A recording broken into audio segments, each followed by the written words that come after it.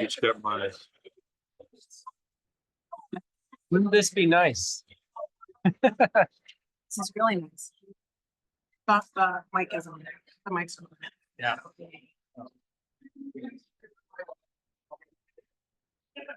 It's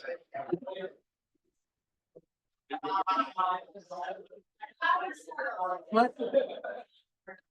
I know. Can you just cover me a second?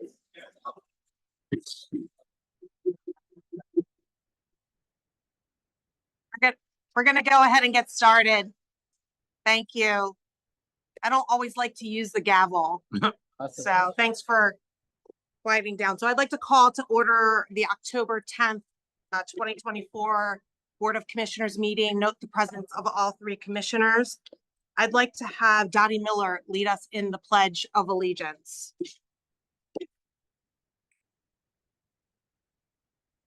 Pledge Allegiance to the flag of the United States of America, and to the republic for which it stands, one nation, under God, indivisible, with liberty and justice for all.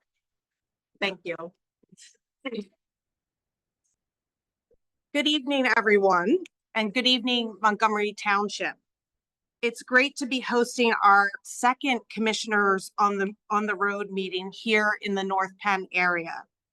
We also brought, as you saw when you walked in, many county services with us today, so make sure that you check them out if you haven't already.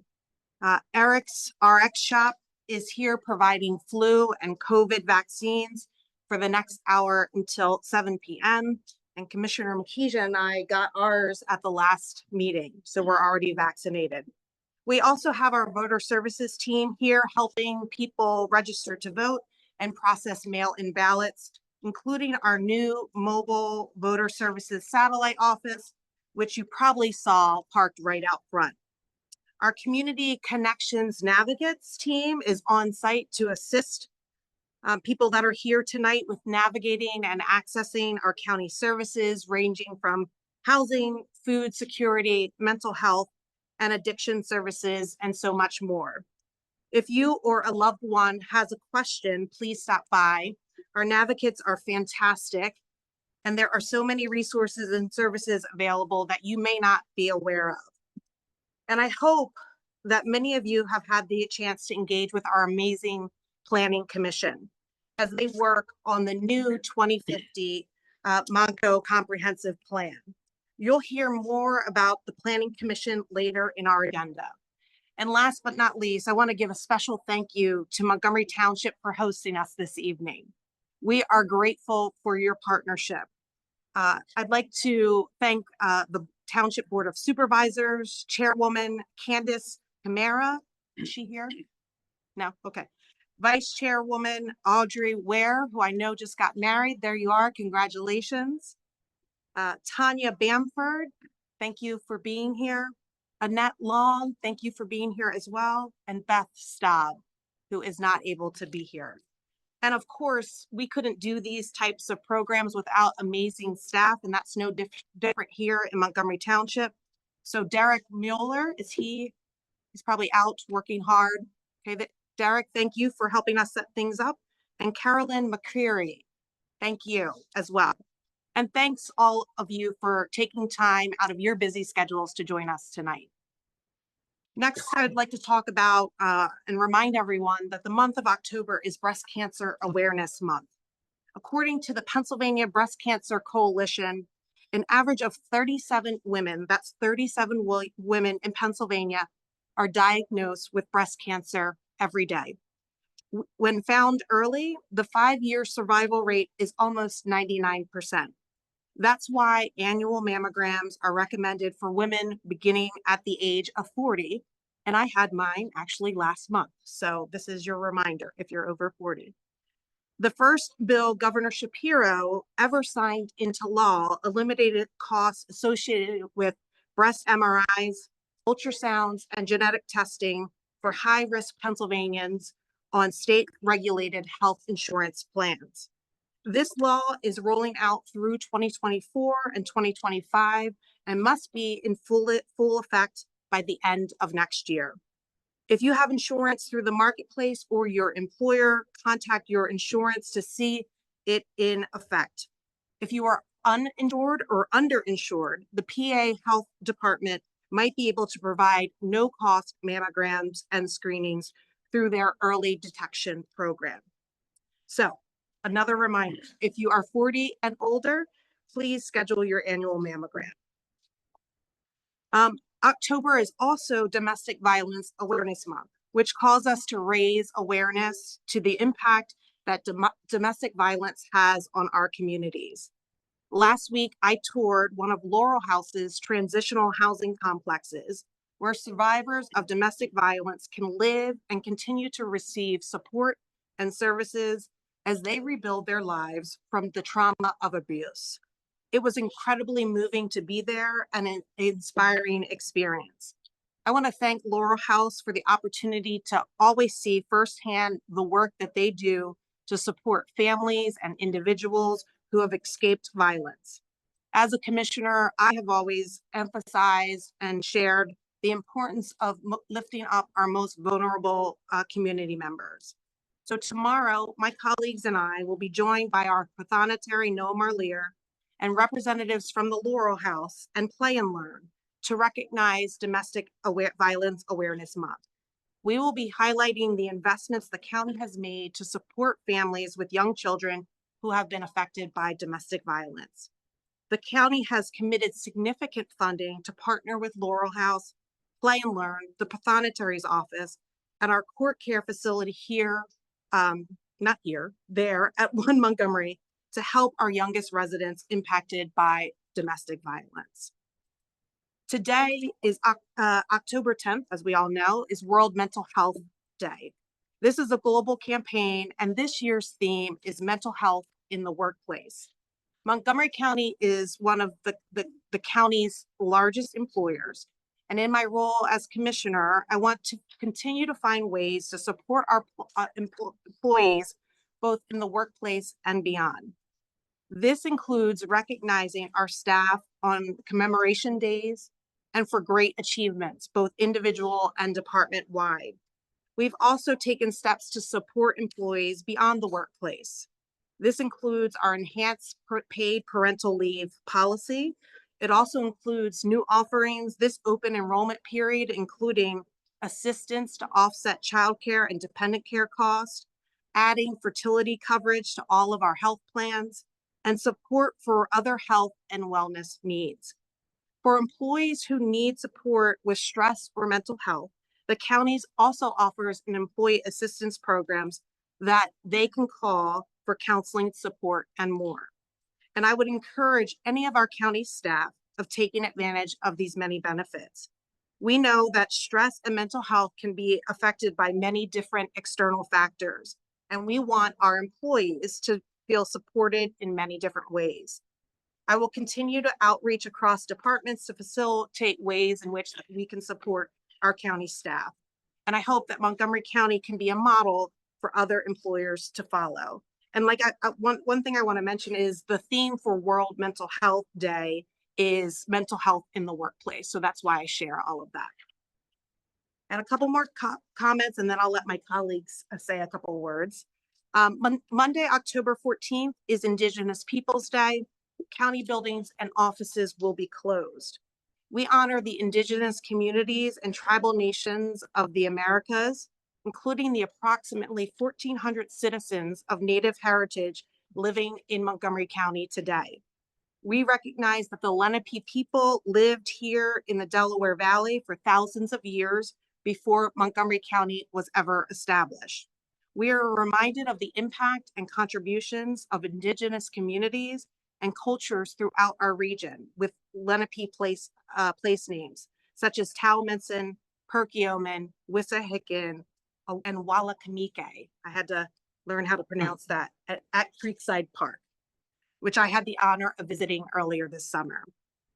Next, October is also Italian Heritage Month, and I'm proud to announce a special program the county is hosting on Wednesday, October 23rd at 9:30 a.m. in the board meeting in the boardroom at 1 Montgomery Plaza, where we usually hold our meetings.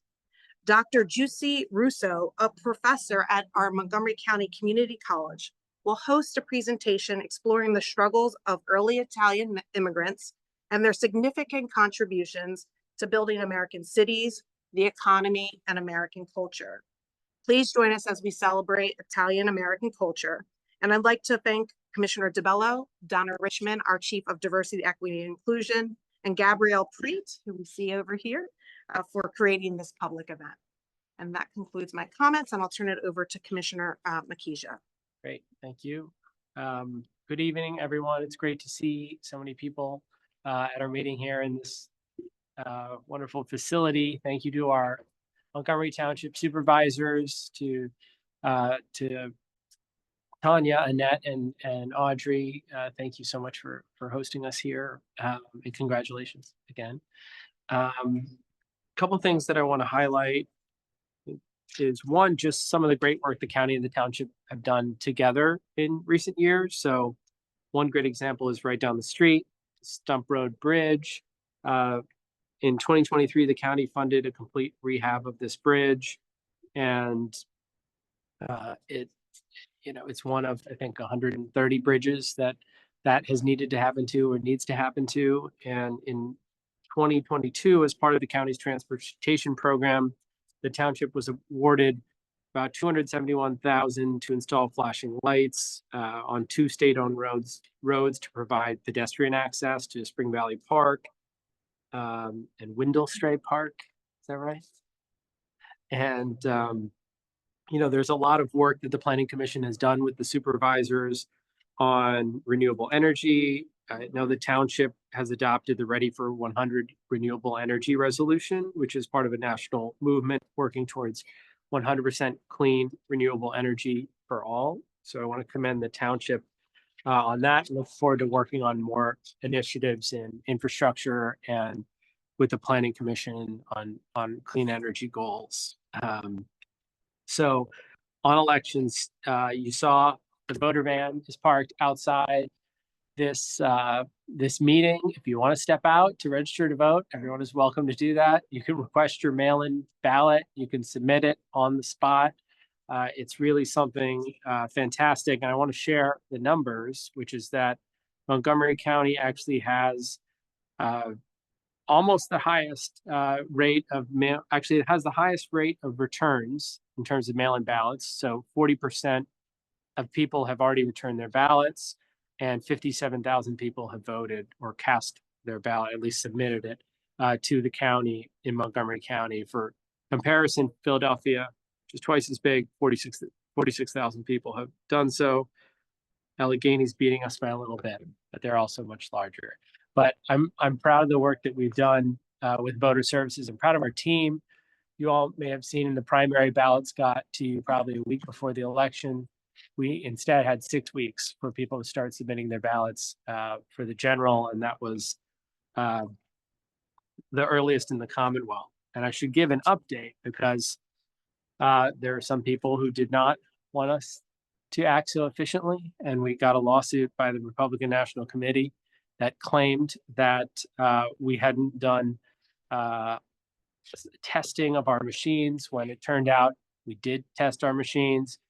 We made that clear through a filing in court, and the RNC withdrew its injunction petition just earlier this week. So all of the ballots will be counted. Everyone should feel confident that your ballots will be counted, that our machines were tested appropriately. The Department of State called the lawsuit frivolous. So I think it's important for us to state that clearly. So anyone requesting a mail-in ballot should feel confident that your vote will be counted, as long as you sign and date the outside properly and put it in the secrecy envelope. Remember that. Beyond the voting, just like to share a couple other details. So I'm looking forward to the press conference tomorrow for Domestic Violence Awareness Month. And I also visited Mission Kids last Friday and really want to commend Leslie, their executive director, and the whole team. They do an extraordinary job in Montgomery County and really are a national model for their advocacy for children who face sexual abuse and a variety of traumas that they provide therapy for, and they work alongside law enforcement to ensure that that justice is served where necessary, and they also make sure that kids are on a path to recovering from what they've experienced. And we have, I think, $2 million that were contributed towards the new facility for a training center for Mission Kids that's going to be used. The recovery funds, Of ARPA funds from the county. And that's going to be used to train law enforcement professionals and child advocates from across the country. And it's going to be the only one of its kind in the Northeast in the country. So that's something really to be proud of, in the work that they're doing advocating for children here in Montgomery County and training officials across the country. So I'll conclude just by wishing all of our Jewish friends and neighbors a meaningful Yom Kippur, which starts tomorrow evening, which is the last of the high holy days that began with Rosh Hashanah last week. It's traditionally a time for repentance in the Jewish faith, but it's also a time to think intentionally and set goals.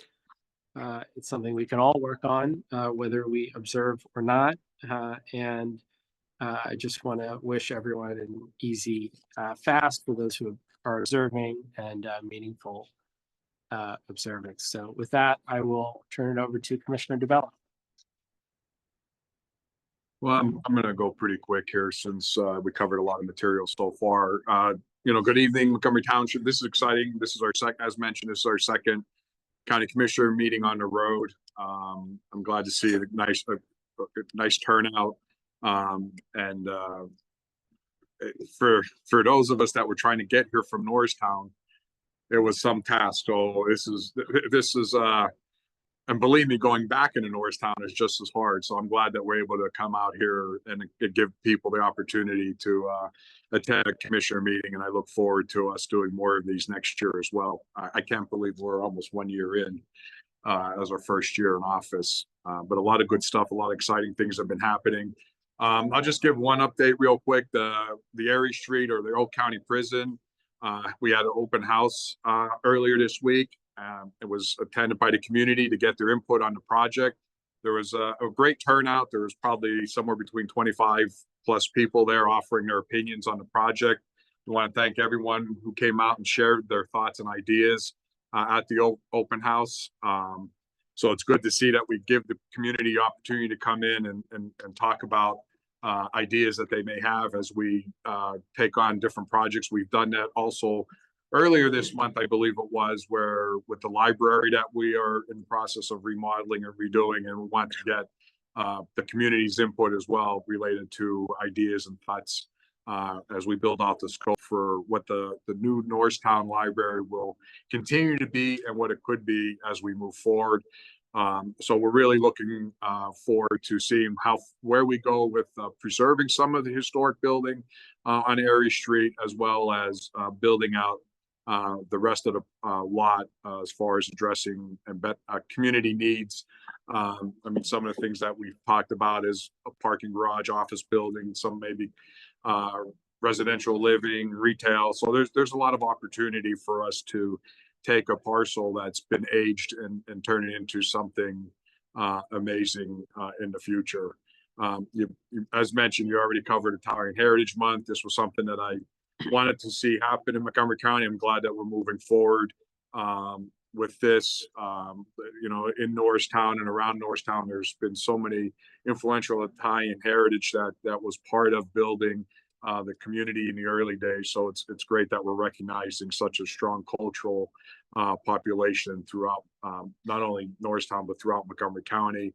And this is year one, and hopefully we kind of get started this year, and next year we plan, since it all came together, hopefully next year we plan out even some additional activities throughout Norristown and beyond. So it's really exciting to see this come together as well. And that's pretty much, I have other stuff that I'll bring up later. So just great. Thank you. Thanks. All right, we'll move next to our announcements, commendations, and presentations. I'd like to invite Barbara Allen and Lauren Lebendig to the podium. They're going to be introducing our new Monco Votes stickers.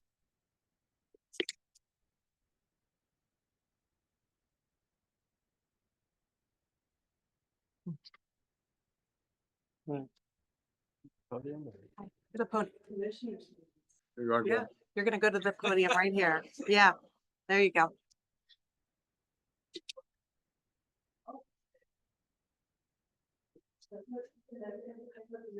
Okay, At the Barbara, you podium. could just go to the podium and then they can There show. you go. Perfect. Although you can't see it on the TV. Good evening, everybody. You see in front of us Oh. students from So- Norristown Public Schools. I'd like to introduce you to, Steve. starting with the youngest, because you probably always get to be last because you're young. This is Elisa Chavez, her sister Penelope Chavez, and Lauren Lebendig. And these three young women are part of Fresh Artists Art Stars, who are making art, have been making art for 2 years. We have to bring them food. 2 years making art for the new Justice Center. And the reason that happened is I was introduced to one of the judges who loves art and put art in the old courthouse. And she loved the idea of having the children of Montgomery County basically decorating a lot of the inside of this building. And that's what we've been working on. But in order to do that, we have to have a team. So we put together a team and called them the Justice Art Stars. And they're mostly girls. I don't know why, but we're looking for some boys. And there, something came up very quickly. The whole point of Fresh Artists, it's a nonprofit started in 2008 because art teachers in all over the world, there were lots of art teachers and they had no materials to work with. We saw that. I'd like to introduce my son, Roger Allen is co-founder with Fresh Artists with his mother. Can you imagine working for 17 years with your mother? It's just a miracle. But I'm the front man and he's the brains and the designer. So everything you see here is designed by Roger. We found out that the kids needed to have something to do and that they could help raise money for art materials. So the premise of Fresh Artists, it's a nonprofit, and it supplies art materials to any art teacher in America in a school that is 70% or higher free and reduced lunch. So we operate in public schools, but in very, very high poverty public schools, that end of the equation, not just Title I. And one of the greatest premises is to tell the children that they can take their art off the refrigerator and out to work to change the world. So everything that they do, they don't get to make art for fun. That's what you do at home or in school. When you're working with Fresh Artists, you figure out what can my art do to make the world a better place. So about just a few weeks ago, it seemed possible that the art they were making, which is called My Time to Shine, it's we snitched it from CBS Sunday Morning, the suns that are so beautiful, the faces, and 9,000 people have sent suns to Jane Pauley, unsolicited. So we thought we can do that too. So the kids did their portrait as the sun. And what does shining mean? Shining is democracy, it's justice, it's the purity of the sun. What is it? Sterilizing? Does the sun sterilize nasty things, right? So this is their project. And then about 4 weeks ago, it occurred to me that we could do something with them and we could put them to work. And the kids are working very hard on the art. They've made 785 of these from all K through 12. Lauren, shrug your shoulders. is holding hers. She made this one, and you have to turn it around to show who we're really talking to. Out of, do you want to tell about it? Yeah, come on up real quick. Stand here. Part of their education. Mhm. So I use recycled paint chips from the Bear Company, the Bear Paint Company, all recycled chips. So yeah, it's just like mosaic together to make suns. Beautiful. But Lauren has a sort of a wonderful affliction. She can't do just one of anything. So she did the one that where is the other one? Do we have another picture? What's okay. It's this one. And then she said, "Would you like some more?" And I said, "Yes, please." And she made 12 more. So that's just one way to do it. So what we're going to do is these are all going to, Yeah. here, you go up in front. Through the grace of Montgomery County, the best county in the world, saw that this was valuable. I said they could be squares and they could be stickers, so that instead of going into the voting polling places, maybe this is a little bit of an improvement over the little red, white, and blue ones that we all are so fond of. And these will be the stickers in 428 polling places this year. And the kids will be there. And really the premise here that we started to talk about is that they can't vote, but we all can. Please vote for their future. This is totally nonpartisan. There isn't an elephant or a donkey in any piece of art, I guarantee you. But the kids got behind this. 759 people did this, and we're taking 521 of them into our collection. So those pieces of art will go somewhere in the new building. Not sure where, but that's what you've got. You've got children all over the court, all over the county that are making this. Penny, what is, you come up and say a few words real quick, because they've got a lot to do, both of you. Come on, Elisa. All three of these young women are part of Art Stars, and they do stuff for Fresh Artists. So Penny, I'm going to ask you, why do you like hanging out with Fresh Artists? Hello, everybody. I like going to Fresh Artists. I enjoy it because the atmosphere is really nice. It's warm, and I really like enjoying art. And the fact that my art will go to an important place made me feel like, my art can do so much.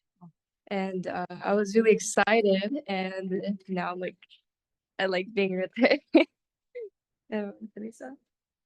So Penny said she's got a little sister when we invited her to be part of this, and she said, how long could she come? And I went, how little. and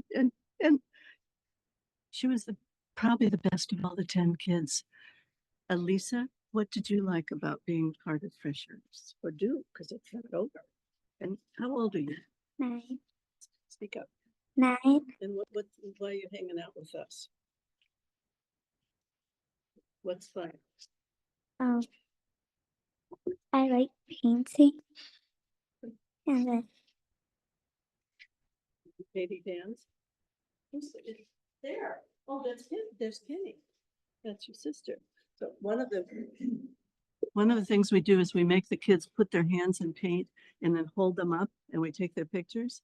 And this is Penny, and yours was very good too. So we actually ended up having, I think Roger had to make a little bench for her to stand up on so she could make art on the table. But Elisa is 9 now, 9 years old, and I think absolutely one of the most accomplished of the 12 kids in the collection. So we brought a bunch of stickers for you. These are the actual stickers that are going to be in the actual voting places. We made a garland out of them, but out in the front on the table, we brought about 200 stickers cut apart in groups of 2. please take one. It says Montville votes, and give one to somebody that you hope comes to the polls. Okay, so this is I'm charging you as an old lady with something to do. Right? Use the stickers to start a conversation, tell them children need them, and donated them to the county. And apparently, according to, is Frank here tonight? Frank's working. He's Mr. Dean, who head of all of voting, said that the intention was to use these stickers from now on, at which point he practically had to pick me up off the floor. We are thrilled. We are honored. We love Montgomery County, and we've I think contacted about 12,000 children in the last 2 years in projects of some sort. So thank you very much. And could we have a picture with the commission?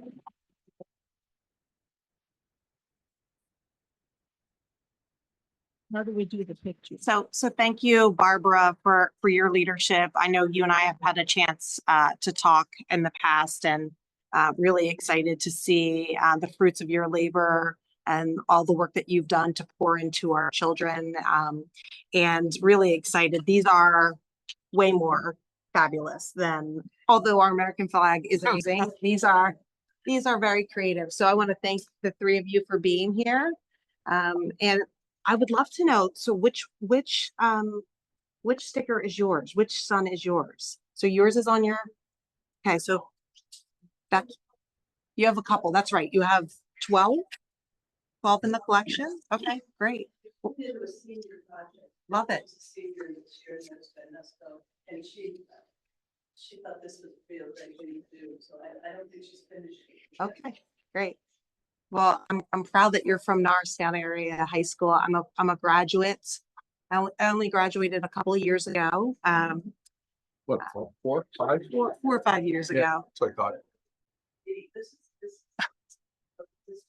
I will be an art teacher. Awesome. That's amazing. Great. Great. So why don't you all come on back here? We'll take a quick picture. Is back here the best? Okay.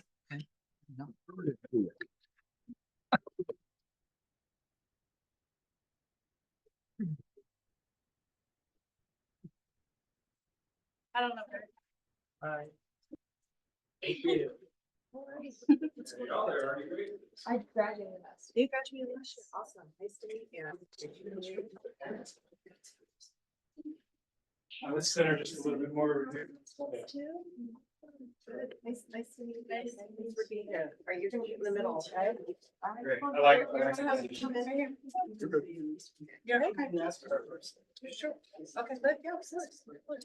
All right. All right, we're gonna look right here. Got 3, 2, 1. 3, 2, 1. Is everyone else good?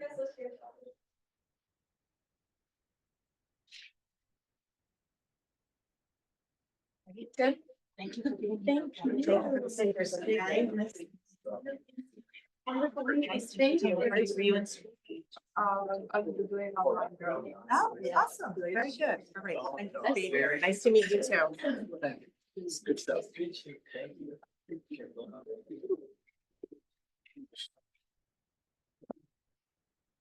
All right. Next up, I'd like to invite Dr. Tamara.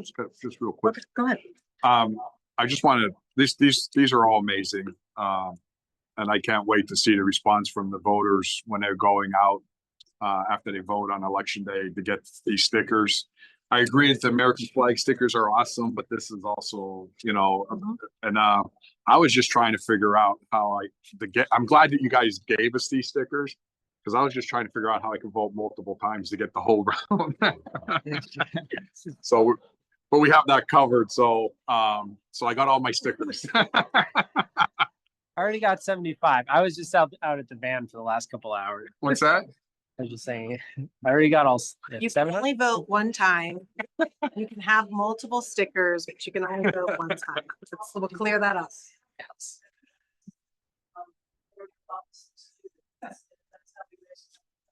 That's right. That's such a good point. Thank you. So when we open our new Justice Center, as Barbara shared, we'll adorn those hallways with pictures and paintings from the fresh artists. So thanks again, Barbara, for being here. All right, next up, I'd like to invite Tamara Williams up to talk about World Homelessness Day. First, I want to make sure are Lakeisha and Daniela here? Okay. Okay.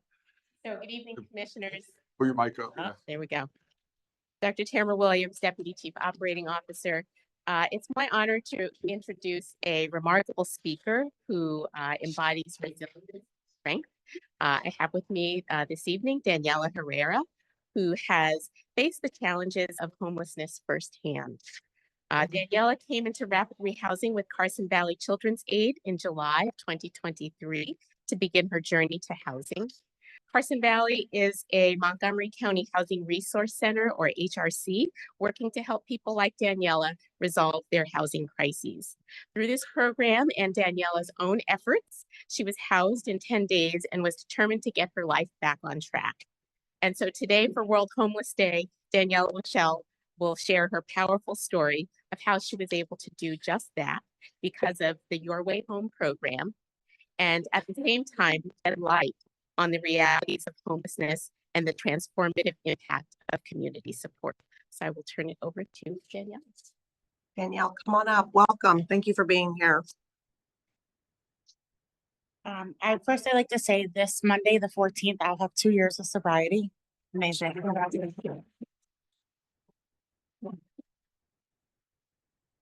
So that had a lot to do with my homelessness. And I went and got sober and came out, and I heard about this program. So I inquired about it, and very quickly I found housing. With this program, I have so much gratitude. It gave me so much hope to re-enter the community as a normal, functioning human being, to feel the eyes of the people not looking down at me, but looking at me now as a productive person in the community. So I was able to obtain employment. And with that employment, I have now been employed over a year. I make my rent payments on time. I am able to have, it's still not a reality to me that I have my own place, because I was homeless for over 4 years. So to be able to go home in my home, it's just such an unbelievable dream to me that is actually my reality. So now that I feel comfortable and safe, I went and got myself a kitten. Okay. I have my little best friend in my apartment. Amazing. And me and my best friend live every day happily paying our bills. And I don't worry about where I put my head at night. And I go out in the community and I tell people, this is what you have to do. This is what you can do to be where I am. And I have so much gratitude for Your Way Home. Has given me so much hope that I can never put into words how grateful I am. Well, Danielle, first, congratulations on 2 years sober. Thank you. Seriously, we can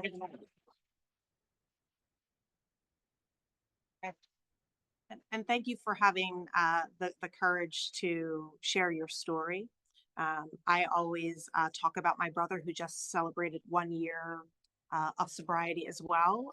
And while I have not walked in his shoes, I certainly can empathize for anyone that is actively in recovery, the challenges that you face day in and day out. But what a great feeling to have a job, a home, a kitten. Hopefully the kitten isn't tearing up all your furniture, right? Because that's, those are the basic needs that people have in order to wake up every day and feeling excited about the day ahead. And so we have more than, I think, 400 people sleeping on sleeping on the streets in Montgomery County. And we are the second wealthiest county in the state of Pennsylvania. And we know that we have many challenges that are complex in terms of trying to find tangible solutions that will help those that are currently sleeping on the streets. We have people that are facing addiction. We have people that have been in and out of our criminal justice system, but we have people that also, just lost their home because they lost their job. And so it's important that we share your story, we share the successes that you've faced, because you know the journey to solve homelessness and come up with tangible solutions is a challenge that we all face on this board. We're fighting NIMBYism, people saying, you know, not in my backyard, but we all have a moral obligation to play a role in helping to combat this issue. Yes. And so one of the things that I've asked our team to do is bring about the faces of and the success stories, so people know the stories of people that have been on this journey. And so I want to thank you for being here. I want to congratulate you, and I hope that you'll continue to focus on your recovery. I know that you will. And I want to see a picture of the kitten. Is it a boy or a girl? I don't have one. You don't have one. Okay, next. Oh, you have the marks to prove it. Well, My name's Frankie. oh, Frankie. Awesome. Awesome. Well, thank you for being Thank here. you. Yeah. I want to, yeah. I want to congratulate you as well on all your achievements. It's wonderful to hear. And I was going to ask what your kitten's name was, but you already handled that one. But you said something when you were talking that really is important, that we have to make sure that people understand. That you said that, you know, you didn't like people looking down on you when you're in your previous situation, and now they look at you, you know, face to face. First off, they should be looking up at you for everything that you have accomplished, but we should never look down on anybody that is less fortunate than anyone else sitting in this room or beyond. And that's where we have to start. And when we could get everyone not looking down at people for the situation that they're in for many reasons, you know, no fault of their own, that's the first step. And if we could get everyone looking, you know, up at people and understand their situation and understand how we all have to work together to have many success stories like your own, then we're on the path. We're moving in the right direction. So I just want to, again, you know, congratulate you on all your hard work and everything that you accomplish. And you should be extremely proud of everything that you're doing and everything you're going to do. And just remember, one little advice I'm going to give you is don't ever let anyone look down on you. So you're being very proud of who you are and what you are doing and what you will become. Congratulations. And I'll just say, you know, thank you for sharing your story here. I know that's, you know, a decision you don't have to make, but you doing it is really important, because in part it highlights the fact that although we're still working and there's a lot of work to do with 400 people currently on the streets, your way home and the work that has been done in the county over the last 10 years has helped thousands of people get back into homes where they're safe and able to build their lives. And so it's really important that we, you know, continue to support that work. And thank you, Dr. Williams, for leading that, and Kaylee Silver, who are doing a great job in the county. So thank you all. Thank you again. All right, next up, it's National Community Planning Month. So I'd like to invite Scott France, our Executive Director of the Montgomery County Planning Commission, to do a brief presentation. Scott, did you plan on being here tonight? Of course. I would, and thank you all for having me in recognition of that. It's a great time to do this and give me this opportunity. I couldn't decide ahead of time if this was going to be the easiest presentation I ever gave, because I get to talk about all the great things we do, or the hardest because I only have 5 or so minutes and I know I'm going to miss a lot. But I'll do my best. If we can go to the next slide. Just a little bit about our office. I won't read through the text, and we'll have a kind of a slide on each of those things. Our office is about 44 positions strong, give or take.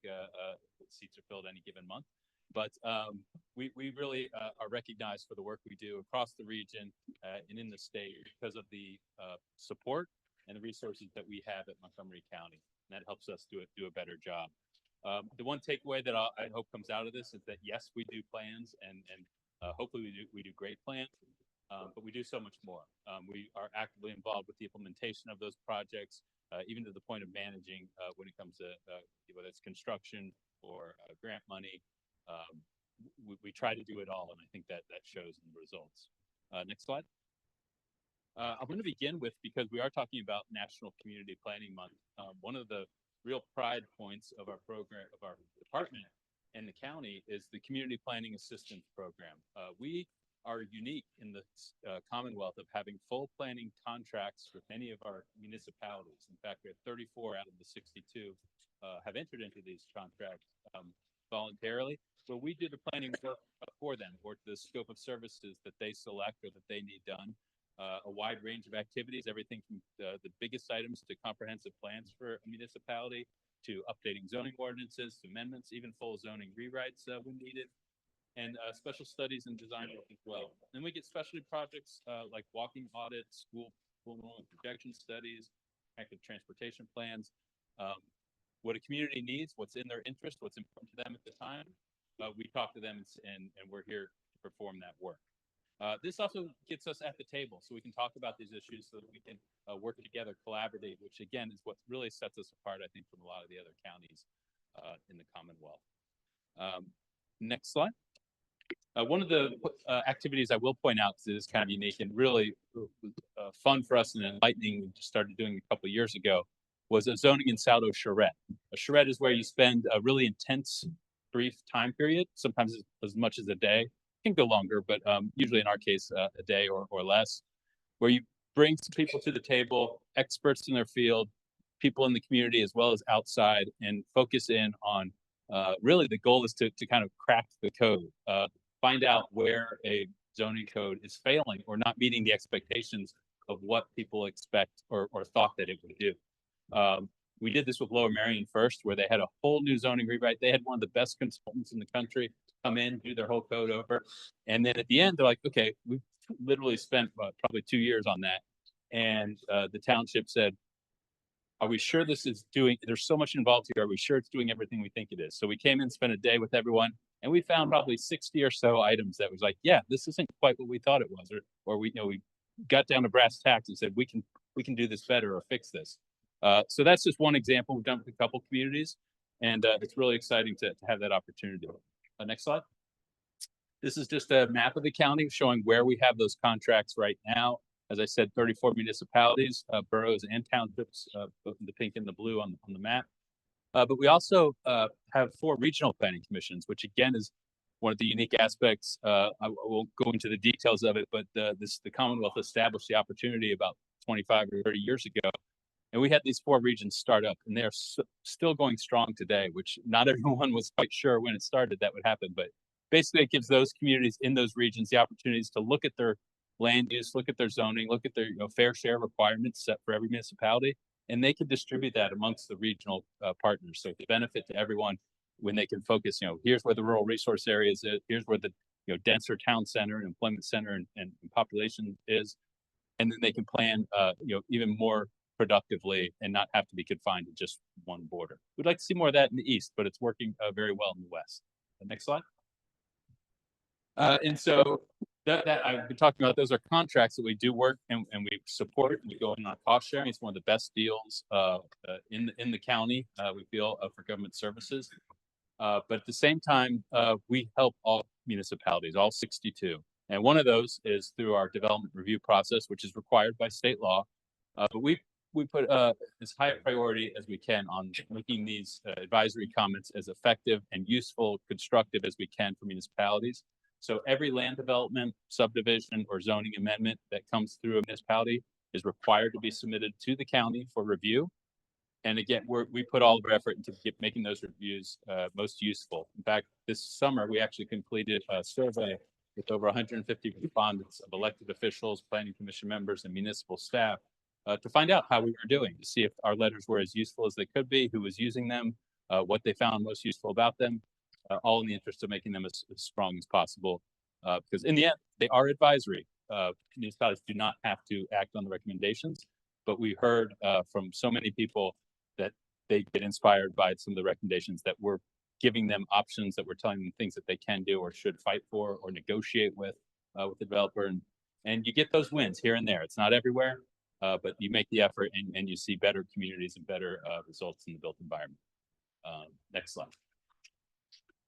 So in the planning realm, we do as I said at the front, we do lots of plans. none bigger than the county comprehensive plan. I'll touch on that in a moment. But things like Bike Monco, Walk Monco, hazard mitigation plan, where we look at all the threats and assessments in the county and work with public safety and other departments to both identify and come up with plans to address those should they happen, as well as health threats and crisis points.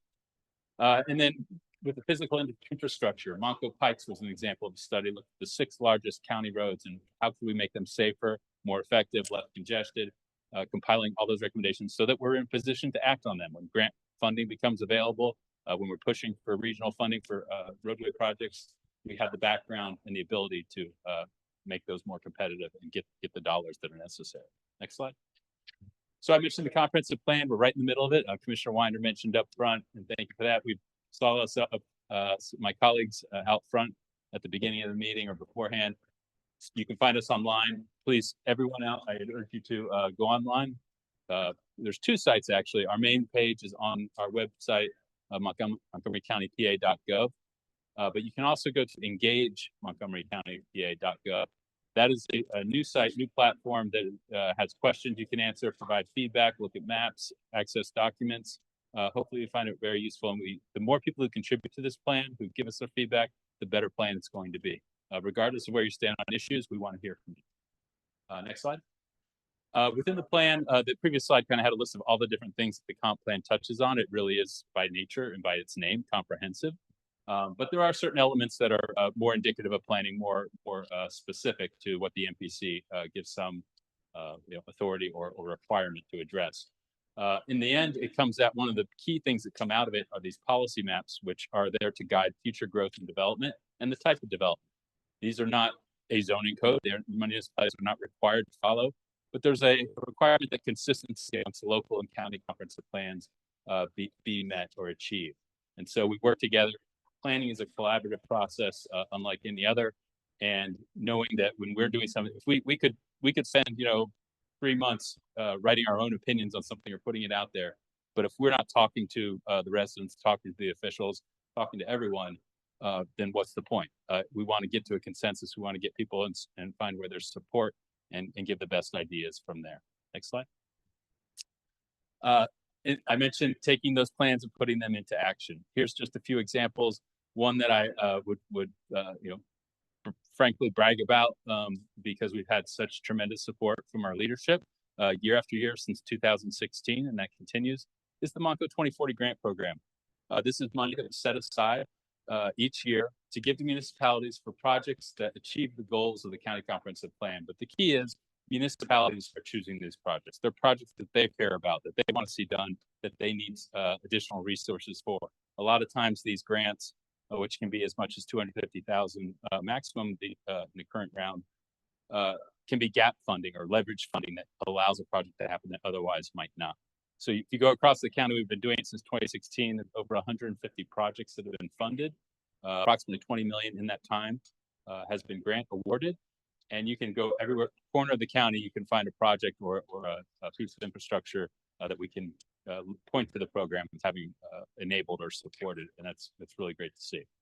Other things, like I said, the county trail development and the roadway, we'll move right into transportation planning. Transportation planning is something that everyone cares about. It's one of the most top popular issues when we ask for feedback, and it takes a lot of work. We can't do all of the road improvements, even just as a county, that we want. We need federal dollars. We need the state PennDOT assistance for those big projects that really improve quality of life and address mobility. And it's harder and harder, as everyone knows. Unfortunately, we can't build new highways wherever we want. Those kind of resources are even harder to come by. But we can do a lot of things. And the key is fighting for those things, getting them recognized, and getting the funding during the regional processes that dole out federal dollars and state dollars to make them happen. And that's our job, is to work with municipalities and officials to identify those projects and then make them happen.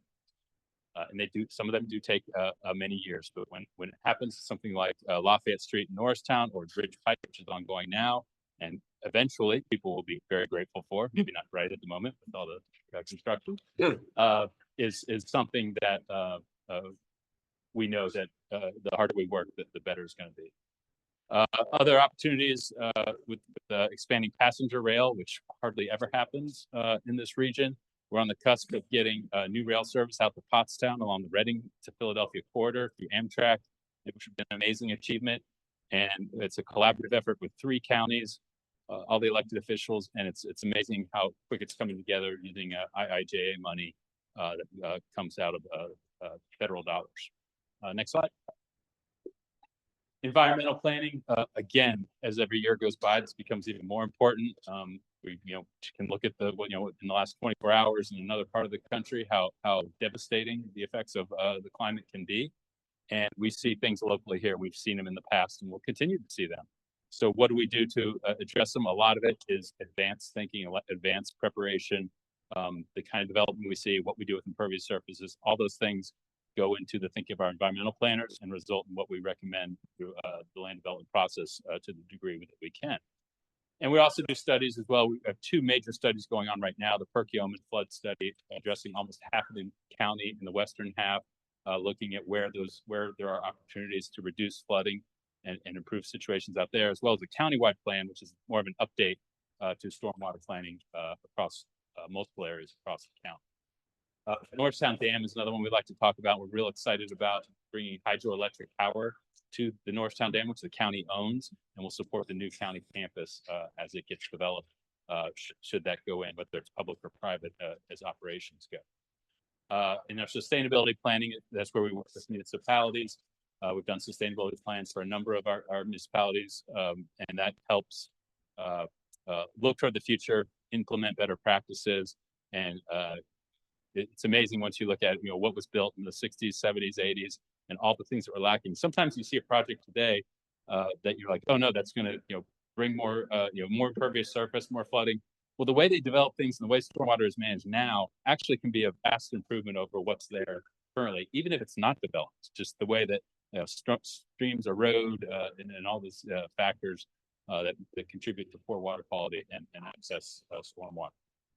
Next slide. And then finally, on the issues I wanted to cover was our trails and open space work. Again, a huge point of pride here. We are leaders, I feel, even nationally, in the way we have implemented trails in the county for a number of decades now, through multiple administrations, multiple staff, multiple support. In fact, this is going to be kind of a secret because I think we're going to celebrate this a little more loudly before the end of the year. But we do have 100 miles of trails in our primary trail network, which you can see on the slide there. And what's really amazing is how they're starting to connect. We built the Perkiomen Trail, we built the Schuylkill River Trail, all great places to go for a ride or a walk or get to somewhere. Now you can actually take different routes. You can get on one trail, it connects to another, and that opens up the use more than just a Sunday afternoon enjoyment, but also maybe as we get to a job, it helps you get to visit a friend or get to another place, and in a healthy and sustainable way. Open space as well, we also invest in the value of open space. It's not just the ecosystems and the natural resources, which are critically important, but also it's a money return. We did a study in 2022 about the economic value of open space and how much that comes back to the community when they invest. So I urge people to check that out. Next slide. Finally, planning education. It doesn't help if we're not talking to people and telling them all about the things that we get excited about and think will benefit their experience and their decisions. And so whether it's social media or events we plan or newsletters, we're trying to get that word out. So we actually have a Planning Smarter event, which is our program to work with the public. And on October 30th in Upper Gwynedd, we're doing a session on active transportation from 4 to 6. So go to our website and you'll see Planning Smarter there and about that, or hopefully join us and participate. Next slide. I think that takes us to the end. And again, I really want to thank you for this opportunity. And we always love talking about planning. You sure do. You always do a great job. So Thank you. thank you for your leadership. Your team is hands down one of the best in the Commonwealth. And just really grateful for all the work that you and your team do, being out in front and working with our local municipalities from a planning perspective. So thanks for being here tonight. Thank you. You were able to do all that in 3 minutes. The three?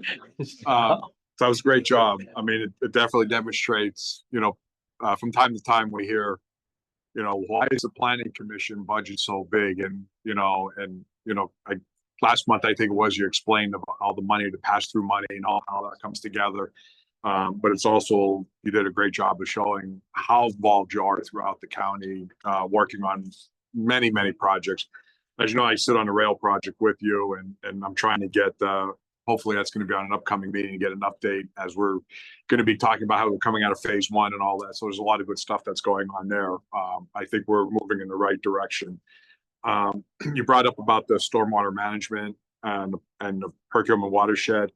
I don't know how, I know there's bills potentially in Harrisburg, but I don't know what kind of influence from a county perspective that we would have.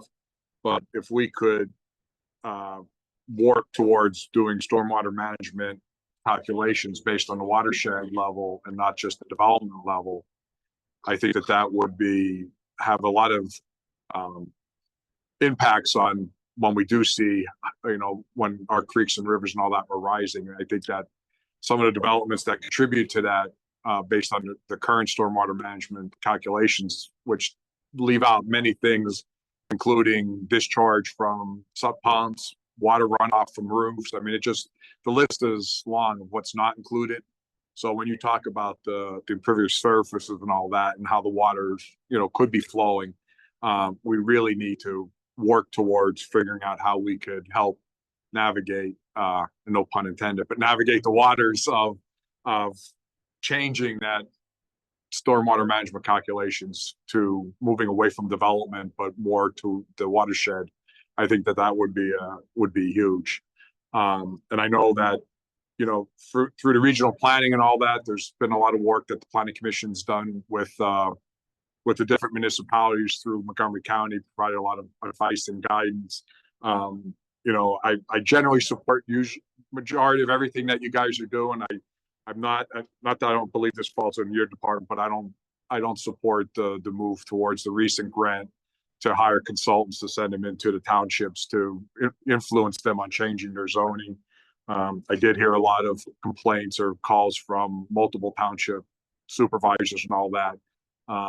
So it'd be interesting to see where that goes as well. But again, I want to thank you for all the hard work that you guys, your whole entire team is doing. And I thought I saw Ann somewhere, but when I was at the Bridgeport event earlier this year, the first time I saw your boards and people, putting the stickers on, I said, what an incredible idea.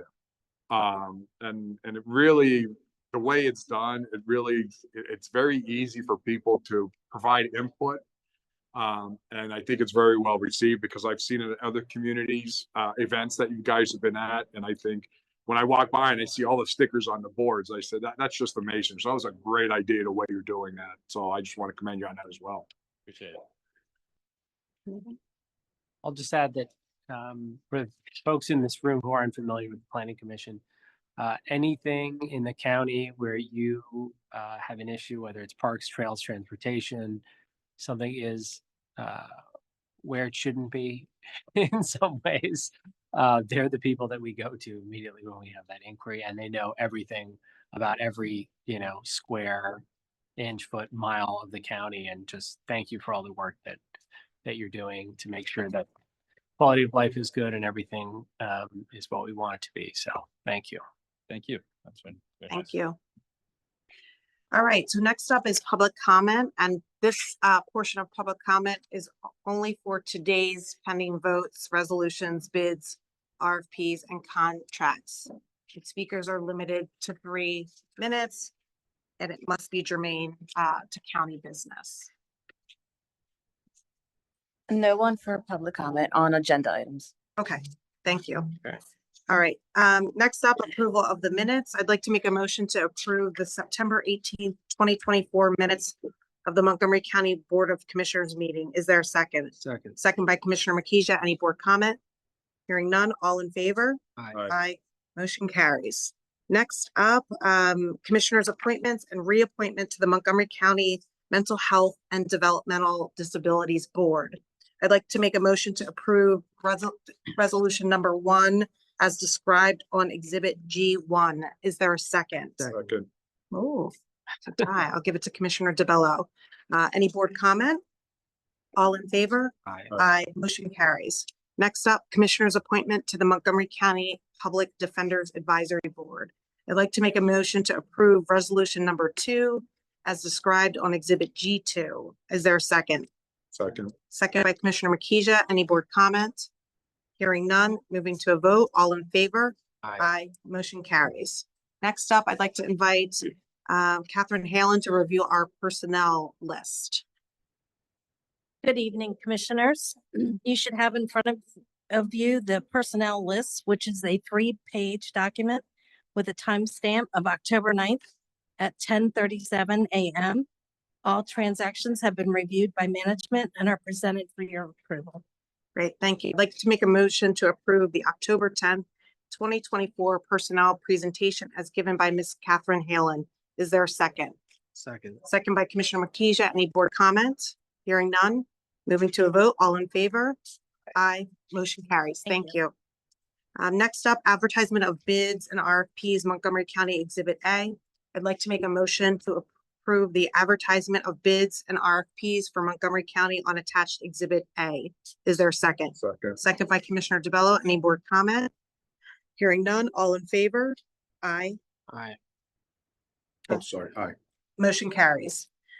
Next up, advertisement of bids and RFPs for the Southeast PA Regional Task Force, Exhibit B. I'd like to make a motion to approve the advertisement of bids and RFPs for the Southeast PA Regional Task Force, attached Exhibit B. Is there a second? Second. Seconded by Commissioner DeBello. Any board comments? Moving to a vote. All in favor? Aye. Motion carries. Next up, awards of contract, Montgomery County Exhibit C. I'd like to make a motion to approve the contracts, awards, amendments, and renewals for Montgomery County on attached Exhibit C. Is there a second? Second. Second by Commissioner Makija. Any board comments?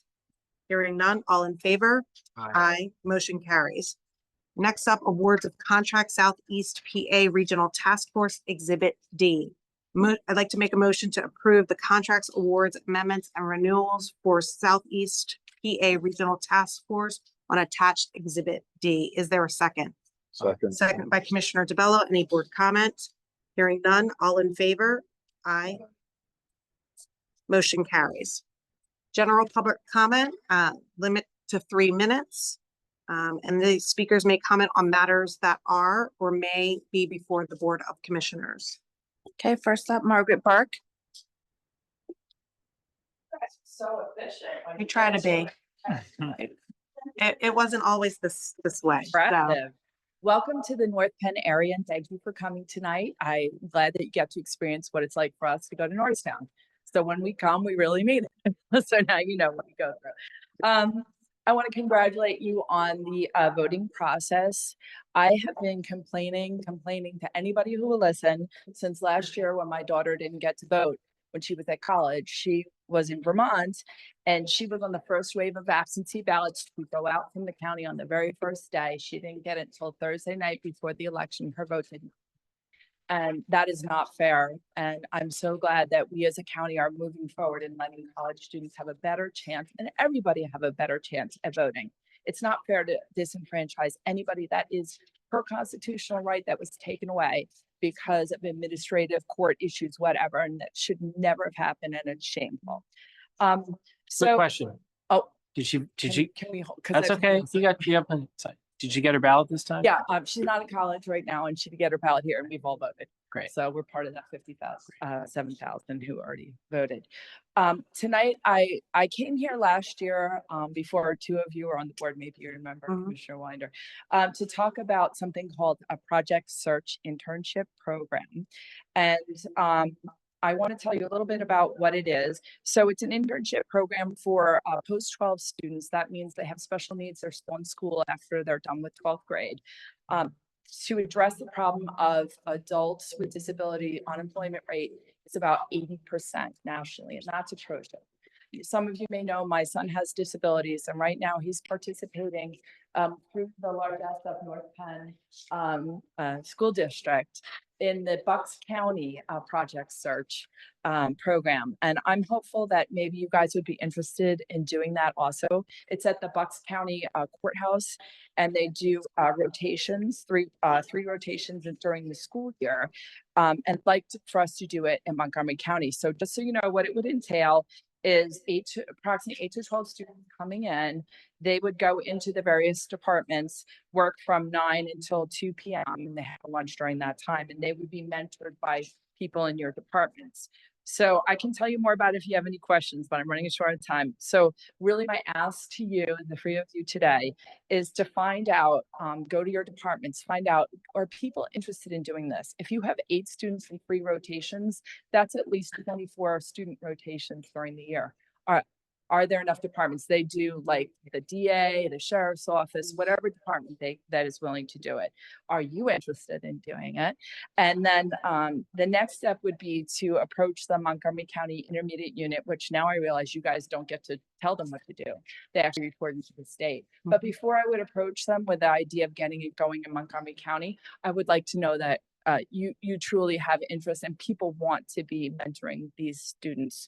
And also we can ask the Project Search Bucks people to help us get it off the ground. They got it off the ground in COVID and Bucks, so we can do better than Bucks. Well, thank you. Thank you for coming again and reminding us wait. about, Oh, sorry. hold on one second. Yeah, go ahead. I didn't want to walk away. No, she's not. Yeah. Yeah, she's okay. Yeah. So I'd like to, no, you were great. Yeah. So I do remember when you came last year, and it's something that we have talked about internally, just generally about doing a better job around creating opportunities for all types of students to come and see what it's like to work at the county. And so I'm going to task our chief HR officer along with our deputy COO to follow up on this. And we have a great relationship with the IU. So I'm sure that they would be happy Thank to. you so much. Anything? Just a quick question. It's called Project Search Internship. Yeah, it's Project Search International. It started in Cincinnati. It's an international program. So if you search Project Search, you'll see it all over the U.S. There's about 3,000 to 4,000 students doing it per year across the U.S. And what's the age? So they have to be post 12. So usually that is they finish 12th grade. The usual age would be like 18 to 22 now, I think. Yeah, it's up to 22. And it has to be their last year because they commit, like my son John committed to look for a job, and OVR will help him look for a job after this, because the goal is to give people with disabilities full-time employment. Right. So, you know, he's committed to not going back and doing post 12. So when you say it has to be their last year. Their last year of post 12. So students with disabilities have an IEP and they can stay in. Yeah, right. Yeah. Yeah. Because I know I was on the They school just board. can't go back Yeah. after that. So John's doing Right. it. He could have stayed another year, but he really wants to. So if they're basically the 21 to 22-year-olds, right? Well, John is 19, so they can be 18, 19, 20, 22 is like the oldest you would be if you were in post 12, and that's just a recent court decision. Usually it was 21 to be done. Now it's 20. Yeah, it's went to 22 now. Yeah. Okay, cool. Thank you. Wonderful. And I do want to say, you know, I see your son, John, all the time. And, you know, the work you do to advocate for him and others, I just want to commend you for that. So It really is a community effort. So many people here have helped my son. So thank you. yeah, absolutely. Thank you for being here. Next up, We have Carla Helzek.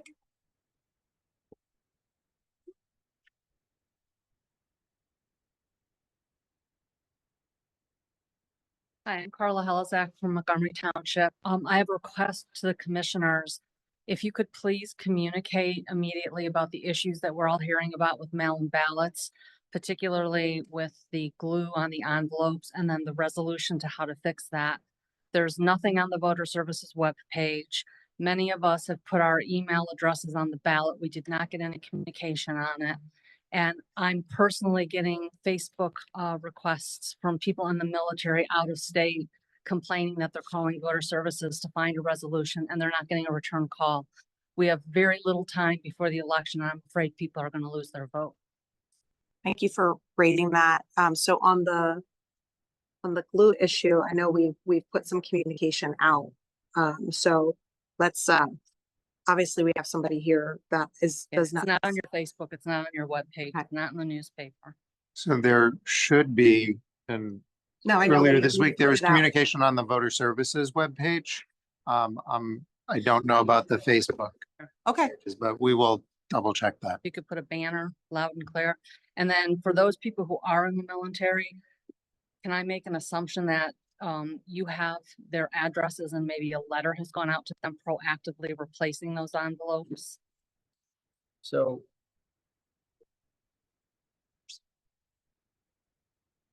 in terms of the actual numbers of people affected, out of the 160,000 that we have received, it's very small number. But so for us to mail everyone would be confusing to those who Have emails? So we can put it as an FAQ, which it is on the website, and then send that out generally. If you have any issues, read the FAQ and have it in one of those. That way, only the people who are actually experiencing it, which is a small number, see it, as opposed to those who are not affected. I think that's probably the best thing that we can do. But just to put the facts out there for anyone who needs them, there's no problem with opening it, like cutting it open and then taping it. There's no problem with that. Your vote will be counted. The only thing to know, voter services will contact anyone who has a ballot that's taped to confirm that they did that. The outer envelope, the best practice is to initial the outer envelope. No one should write on the secrecy envelope. That should, remain, but it's also fine to tape that. There's no issue. The votes will be counted. Would you happen to know exactly where on voter services webpage this announcement is? Because I Should be in the FAQ. That's not obvious. If you can put a banner that runs across the webpage. yeah. Thank you for your feedback. And then just to address your one comment about people calling and not getting a response, we'll look into that as well. We've staffed up significantly in our voter services team, but we want to make sure that anyone that's reaching out to us, that we return a phone call, an email. So we can just, Lee, if you could just check on that. Yeah. I can give you the person's name as well after the meeting if that would be helpful, so you can do an immediate response. Judy, Absolutely. can you grab that for me? My colleague Judy in the back will grab the name. Oh, Okay, thank you. Thank you for being here. Appreciate it. Next up, Rich Albert. Hi, Rich. How are you? So I'm a resident of Montgomery Township, and I really appreciate you coming out this way tonight. Of So I'm course. having to go all the way to Norristown. My comments have to do with election integrity and transparency in our elections. I think in order to have confidence in our election, we have to have complete transparency. And what I'm specifically want to address is the method of counting at the Central Tabulation Center. I've been a poll watcher both in the precinct and in the Central Tabulation Center. When I was there 2 years ago, all the poll watchers had to stand behind barriers and they could not verify what was going on in the room. And I understand that you come up with some new written procedures, which I think is an improvement. However, in the precinct, the poll watchers are permitted to examine the poll book and look at the number list of voters when no one's present, so they're able to verify that things are being handled properly. So observers in the central count haven't always been able to have the opportunity to really observe what's going on. And I understand that with your new process, they can, once an hour, they'll be able to walk through the center to see what's going on, but that doesn't really verify what's going on when they're not walking through. The statute allows one authorized representative of each candidate and one representative from each political party to remain in the room in which the absentee ballots and mail-in ballots are pre-canvassed. The Department of State guidance explains what the authorized representative should be permitted to observe during the pre-canvass and canvass, to observe the opening of the envelopes containing official mail ballots, observe the counting and recording of mail ballots, observe determinations regarding provisional ballots. The statute and the guidance are vague because the county board has a responsibility to create rules that are appropriate to our county. To restore confidence in the process, We're asking you to create rules that emphasize a commitment to transparency and access for meaningful observation by authorized representatives. We encourage you to adopt a rule for central tabulation that allows one authorized representative for each candidate and one authorized representatives for each political party to observe pre-canvass, including inspection of the affidavit envelope. We encourage you to create rules such as the authorized representative shall be permitted to observe the pre-canvass and the canvass and be in proximity sufficient to observe inspection of the outer envelopes, to view the envelopes is dated and the envelope is signed, opening of the outer envelopes to observe that there is a secrecy envelope, tabulation of the ballots, adjudication of ambiguous ballot selections, duplication of damaged ballots or Uocava ballots. Authorized Finish your thought. Go ahead. Authorized representatives may not interfere with the pre-canvass or canvass of the absentee and mail-in ballots. Well, that was a lot. So I appreciate you giving us the feedback. So if you want to also email your suggestions, we can get your email address as well. And any comments? I tried, this is exactly what I tried for a couple months to allow the watchers with the proper documentation, access to freely walk around and observe. I don't know if I wasn't going as a high number of somebody for every candidate plus everyone from each political party, but I was trying to find something that was acceptable. And because it's clearly written, but the unfortunate thing is that, like most things in Act 77, there's a lot of gray area. Right. So when it says access in the room, when you read that, it's, be able to observe and walk and be able to see everything. Unfortunately, in Montgomery County, we've like to push our watchers off into the corner and they could barely observe anything that's going on in the room. So the compromise was for every hour for 5 minutes to allow somebody to walk around and see what's going on. But I agree with you that that's not a acceptable solution. I even tried to say, well, even if we have one person from each party on each, like you referred to the room setup, which I don't like to talk about publicly, but at least have somebody from each party that is able to be in the different parts of the room. But I didn't get agreement on that either. Okay, so who should I email it to, or what? It's just what address? Do we have? We'll have a Right, staff all member right. reach out to you. Okay, great. Right. All right. Thank you for your time. Yeah. No, I'll just say that this is the most transparent it's ever been, and people should feel confident that the individuals that are in the room that are part of this process, the poll workers, many of whom have worked for decades in this process of ensuring that their neighbors can cast their ballot no matter who they're voting for.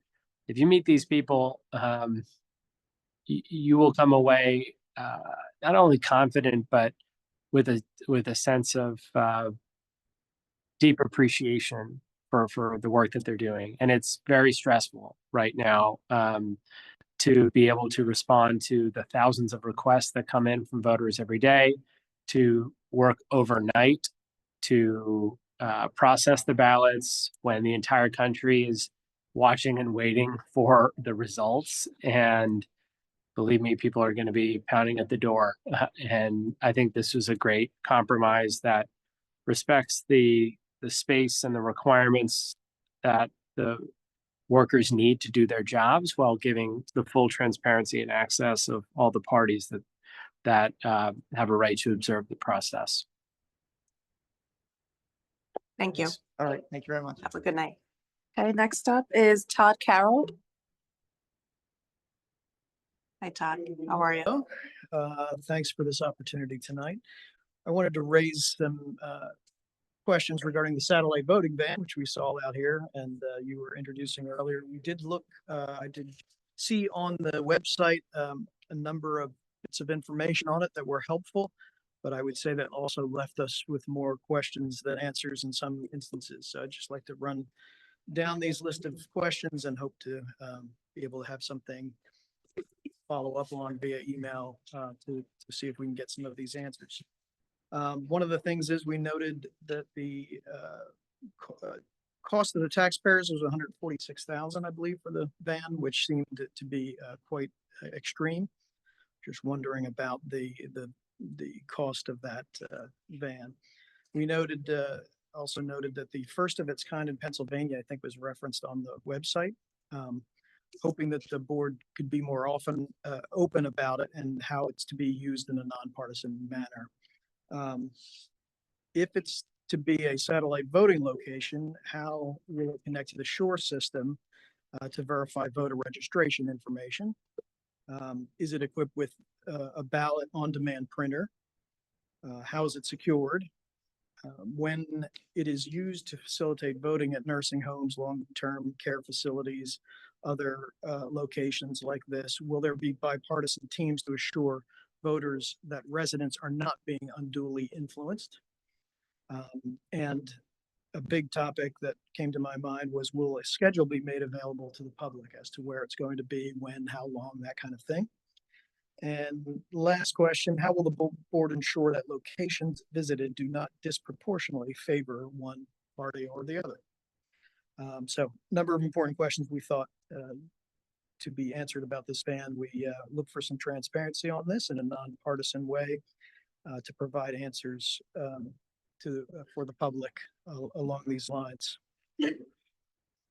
Thank you for your question. So we'll make sure we email you, but do you want to? I'm happy to answer some of this. It's a satellite office. It does everything satellite offices do, but it's on wheels. So it means that we can show up in the community. We launched at the Abington Fall Festival. There's a number of events that are just known to have a lot of people, and that's honestly the only metric we use when we determine when we deploy satellite offices, right? You can put an office anywhere in this county, but we choose the number that's going to reach the most people, and that's the way that we've grown the offices. And right now we went from 32% of the population being within 5 minutes of a drop box. We added the drop boxes in such a way that we now are at 50% of the population is within 5 minutes of drop box. So that is the objective way these decisions are made. And when it comes to I think the considerations you're making, ones that we talk about in terms of how we best process requests, but there's the same services provided there that you would get in any other office, including voter services. So no one's asked what party they are, except if they're registering to vote on the form. That's the only place partisanship comes up in this context. In terms of the cost, this is going to be used year round for a long time, and it's much less of a cost than the actual rent in an office. So thinking about it that way, it's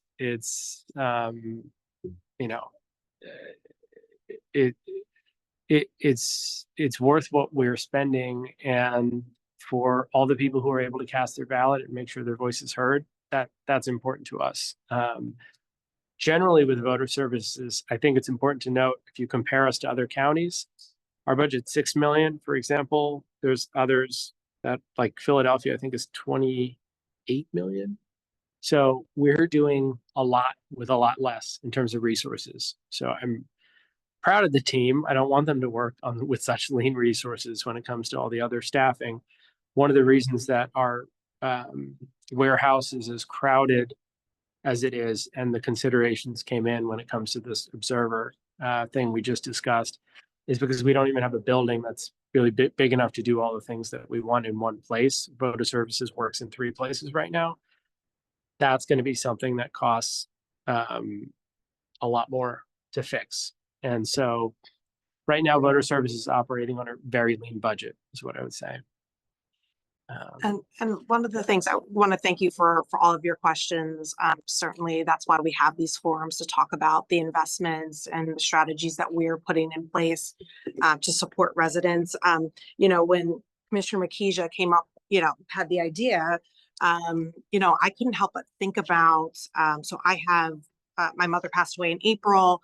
But my father is still living, he's disabled, can't really get out of the house. When I think about friends and neighbors that just can't get to the polling location or can't get to a satellite office, just trying to innovate and think differently about the way we've always done things. And so I know I can speak for myself. I'll let my colleagues speak for themselves, but any decision that I make, you know, at this table and for Montgomery County, it's done in a nonpartisan fashion, trying to do it in a nonpartisan fashion.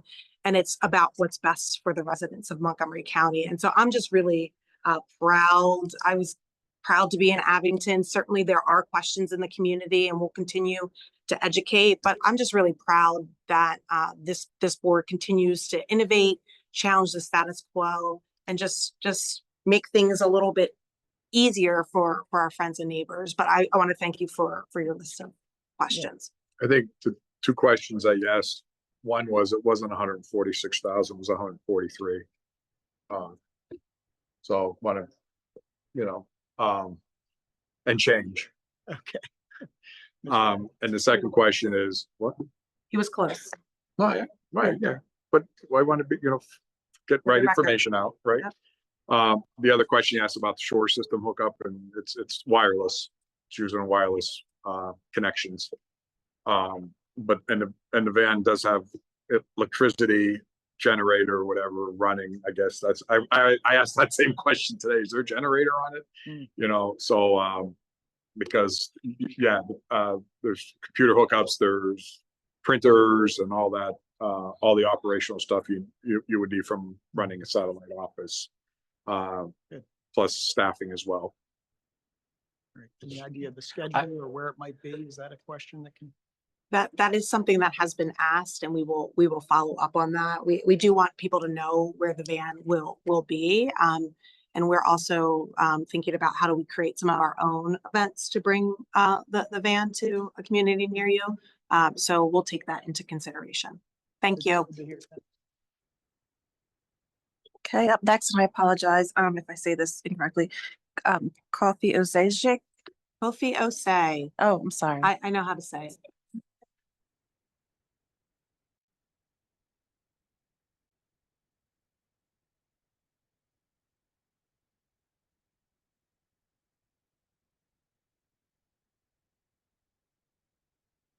Thank you. My name is Kofi Osei. I'm a township supervisor in Talmenton, and despite being in the same school district, it was kind of difficult to get to Montgomery Township at that hour. I'm here to talk about what the county can do for SEPTA funding. I was in Harrisburg yesterday and been talking to a lot of people generally, and I don't think a permanent funding source is happening this session.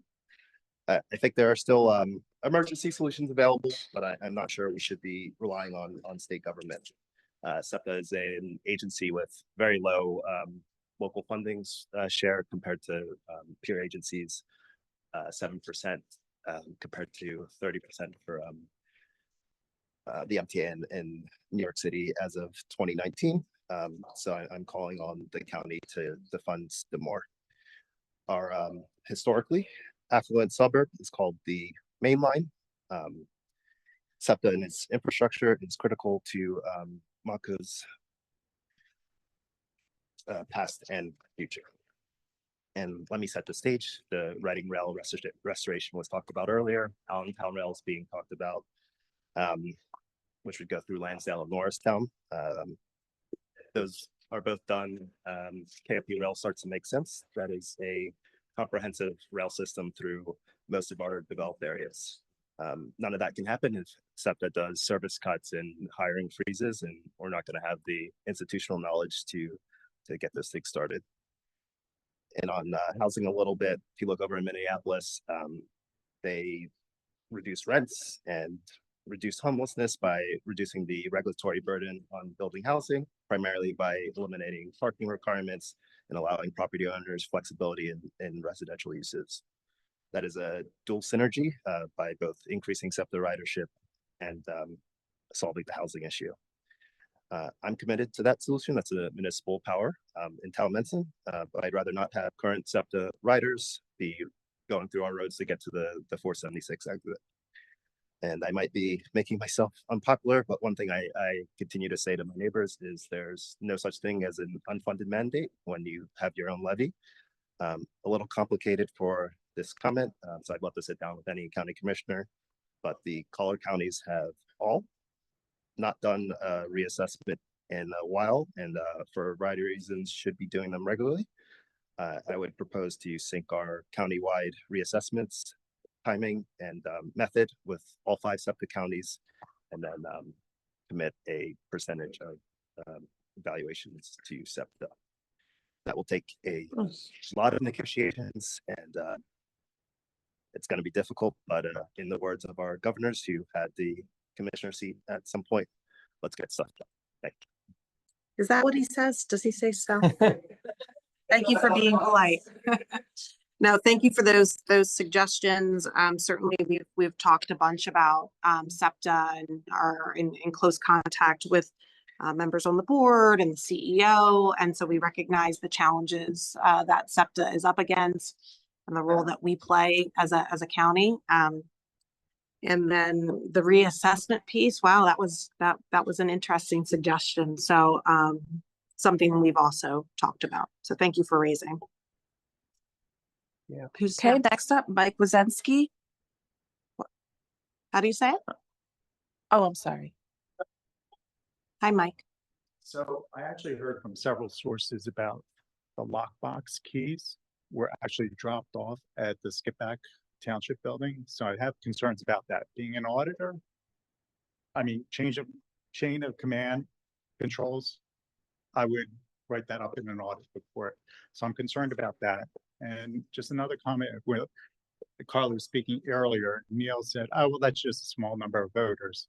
I mean, that sounded a little like you're disfranchising voters, and votes don't, every vote doesn't count. That's just my interpretation. No, I'm happy to explain that, but go ahead. Yeah, well, it's just the way I interpret it. Yeah. Oh, okay. So I'd like to hear your response on that, on the keys that were submitted.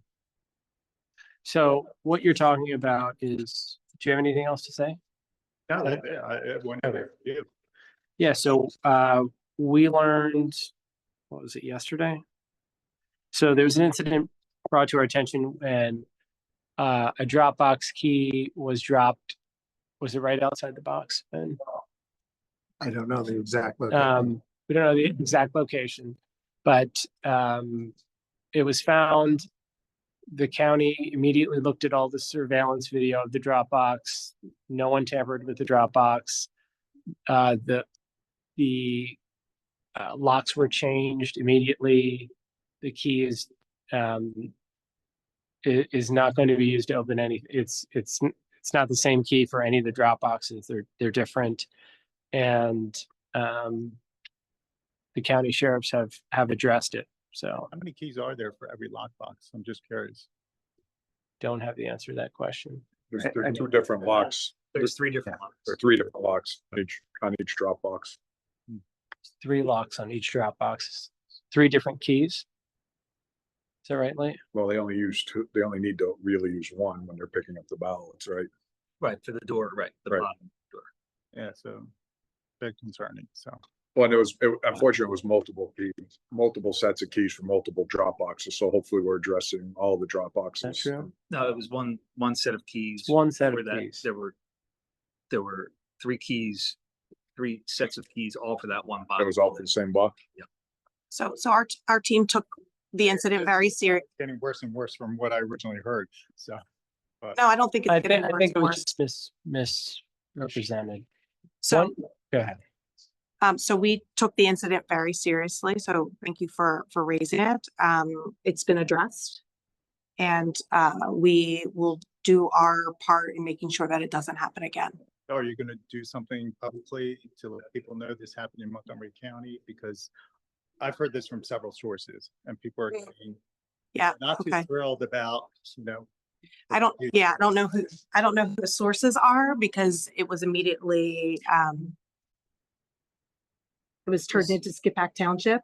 Yep, it was handled. And it was handled immediately. So I don't know who your sources are, but we're not going to make a we're not gonna make a big deal out of Right, it. it's not a huge deal, but for clarification, the keys were turned in at some point on Monday, from my understanding. And the county found out about it midday Tuesday, and the locks were changed midday, late Tuesday afternoon. It just seems there's a lot of, So let's just, I mean, I want to make sure that because I agree that there's You multiple, found out about it first. huh? Did you find out about it first? No. Okay. There was multiple different stories out there, so I just wanted to be clear but it's been addressed. envelopes being sealed when people are getting them. That was because of the weather. That was because of, there's, Well, unfortunately, anytime you try to mail out 200,000 pieces of mail, there's always going to be a small percentage that have issues. And it's important for us to convey that the vast majority of people do not have issues and are voting successfully, and their votes will be counted. For those where there are a number of issues, we are handling them very quickly. I understand that. we're not gonna go back and forth anymore. Yes. Next up for public comment, Marlene Laska. Yeah, no, of course.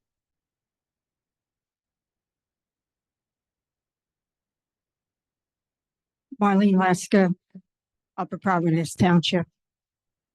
I want to bring to the attention of the board the requirements for the post-election random recount.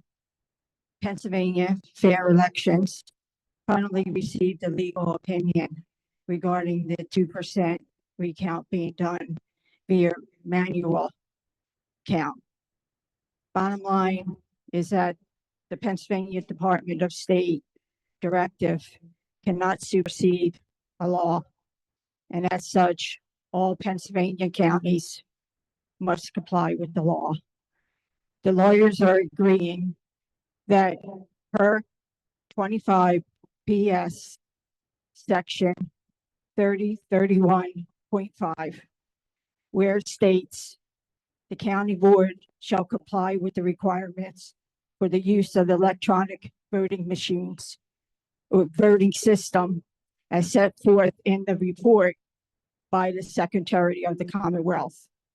And that report does state on page 41D paragraph that this audit must be conducted via a manual count of the voter marked paper ballots exclusively.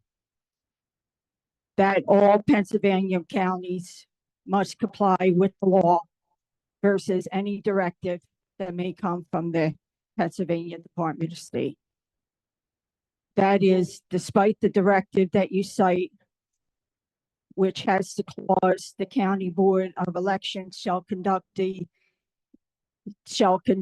statistical recount manually or by scanning on a scanner of a separate make and model than used originally.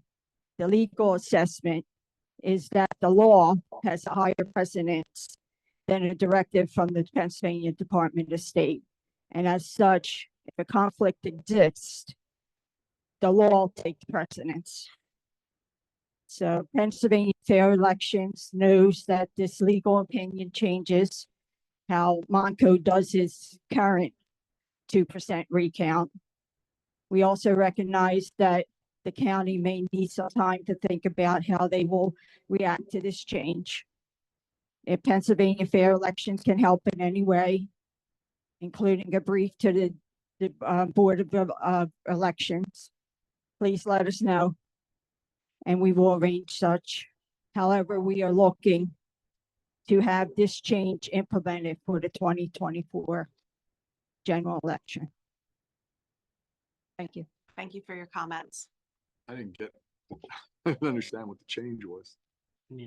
Well, And we'll get what you yeah, send want. that, cause I did send an email to the Board of Elections. So Okay. you should Take have a look it at in it. your inbox. Okay. Thank you. Thank you for being here. Okay, next up, Stan, Stan, oh, yes.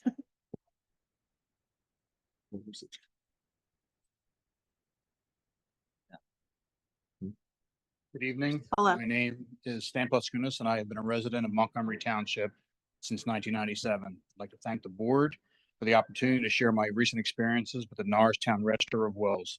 Additional thanks to Tom DeBello for providing awareness about this venue to share my experiences. My goal in sharing this information is to bring awareness to the board about a lack of resource availability at the Register of Wills in Norristown and the resulting financial impact on residents due to this resource constraint. In addition, looking for the board to provide support for extending a tax discount, inheritance tax discount eligibility for impacted residents or individuals who submitted paperwork in the required time frame to be eligible for this discount. A little bit of background: the inheritance tax is imposed as a percentage of the value of a descendant's estate transferred to the beneficiary by will, heirs by intestacy, and transferees by operational law. Tax rates varies depending on the relationship of the heir to the descendant. The payment is made within 90 days of the date of death. The department discounts the amount by 5%. My mother, Catherine D. Paskunas, passed away on Sunday, December 3rd, 2023 in Montgomery Township. Initially attempted to register for an account on the ROW website, found the interface challenging since it was not intuitive, nor did it provide information related to the steps to start the filing process. Additionally, response time on the website was very slow and error prone. Additional attempts to engage the Norristown Register of Wills within a time frame to be eligible for the discount began on January 16th, 2024. Attempts to contact the Norristown ROW staff members occurred from January 16th, 2024 through February 29th, 2024. A total of 6 emails and 3 phone calls were made without a response from any of the ROW resources during this period. They attempted to contact the state of Pennsylvania Department of Revenue on recommendations to submit the paperwork and the payment in a time frame that allowed eligibility for the discount. They didn't have a whole lot of recommendations. That was really Norristown's issue. After many attempts, I finally received a call back from the ROW in late February and met with one of the resources and submitted the required paperwork. During the initial meeting, I inquired about the eligibility and the issues. I was informed that there was a significant backlog of submitted paperwork. And they said it was going back to the summer of 2023. This was in February 2024. And due to the lack of resources, we wouldn't be eligible if we had filed after the date had expired for 90 days. Really looking for kind of the support from the board here to consider making those individuals eligible who submitted paperwork in a timely fashion. Okay. So thank you. I'm sorry to hear about your mother, and I'm sorry that that was your experience. So what I would say is the Register of Wills is an independent office, and we do play a role in helping to ensure that our will officers, like our Register of Wills, have the resources that they need in order to operate and deliver on their promises and commitments to the residents of Montgomery County. Particularly with the Register of Wills, who's brand new. She has done a lot of work to improve the effectiveness and efficiency of the Register of Wills office. I know many people in this room have worked with her team personally. We have made additional investments. I know your question is more about your situation. So what we will do is we'll reach out to you. I can't make any commitments, but we can look into it. What the question because when we talked about this and I asked, that's why I told you to come to me, because I was trying to follow and understand. But really what it comes down to is that if you're able to demonstrate that you filed all the appropriate paperwork in the 90 days, but and I'm not saying this in a negative way, that it wasn't processed in a timely manner, because I agree that there was a lot of changes and a lot of things going on there, but you shouldn't be penalized, right, for that situation. So it really comes down to from a county perspective, if I'm understanding this, how do we go back and say, well, if you filed the paperwork and everything within the right time frame, how will we extend that tax discount?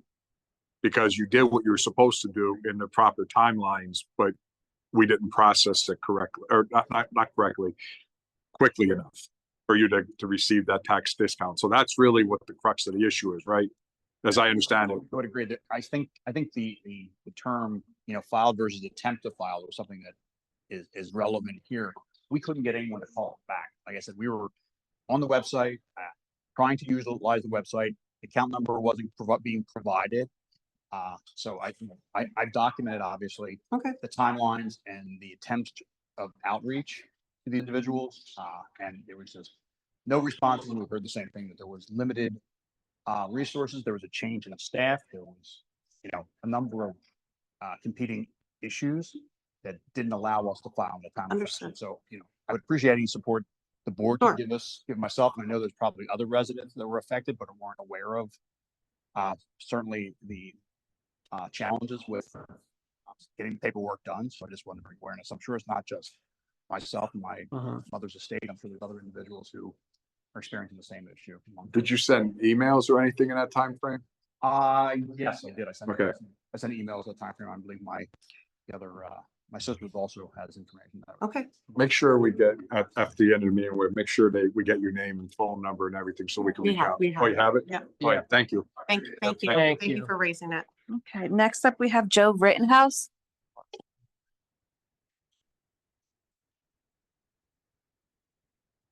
Hi, Joe. How are you? I'm doing all right. Thank you very much.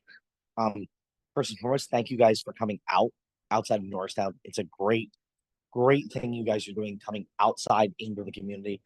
Highly encourage you guys to do more of it. I think it's necessary. I think people don't hear from you guys tremendously in any way that's significant outside of coming out of here. If you're not online, if you're not on social media, you don't see these meetings.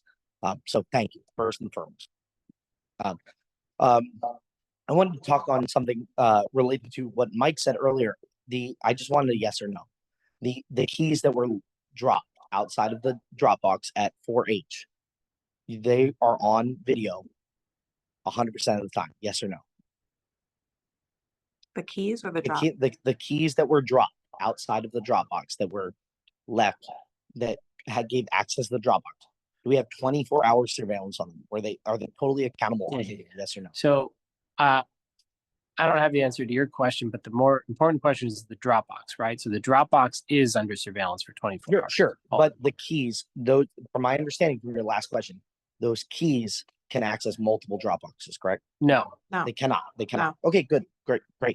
But those keys that were dropped outside of the Dropbox, do we have accountability for those in the same way we do for the Dropbox? On them? Yeah. Do we see the person who dropped them?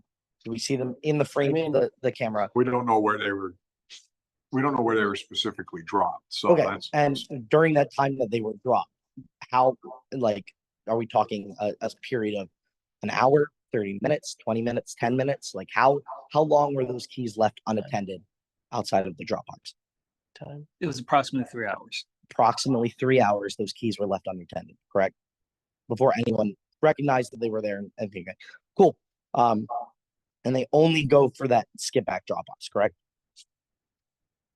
This is not a Q&A, so we're so ask your questions and then we can respond. No, I appreciate the Q&A part of it for the record. I appreciate that more than anything else.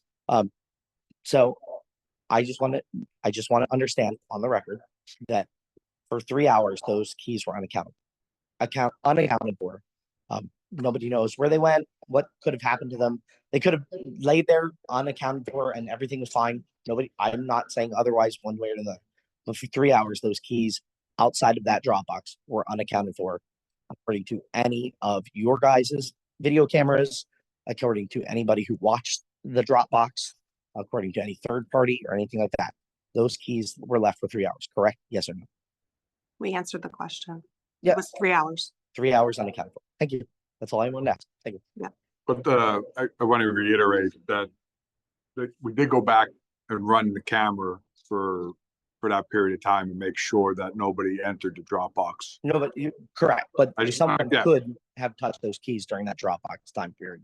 Where Well, nobody. yeah, but that's right. But I'm just saying that the video was looked at and no one entered the Dropbox. No one entered the Dropbox during that time, and the Right. keys were changed. Right. The locks were changed. Correct. Okay. There's no chance those keys could go to anything else after the fact. No, locks Okay. were changed. Cool. Thank you. Thank you. Have fun. I like your shirt. Does say it says have fun. It sure does. Okay, next up, Sandra Levine.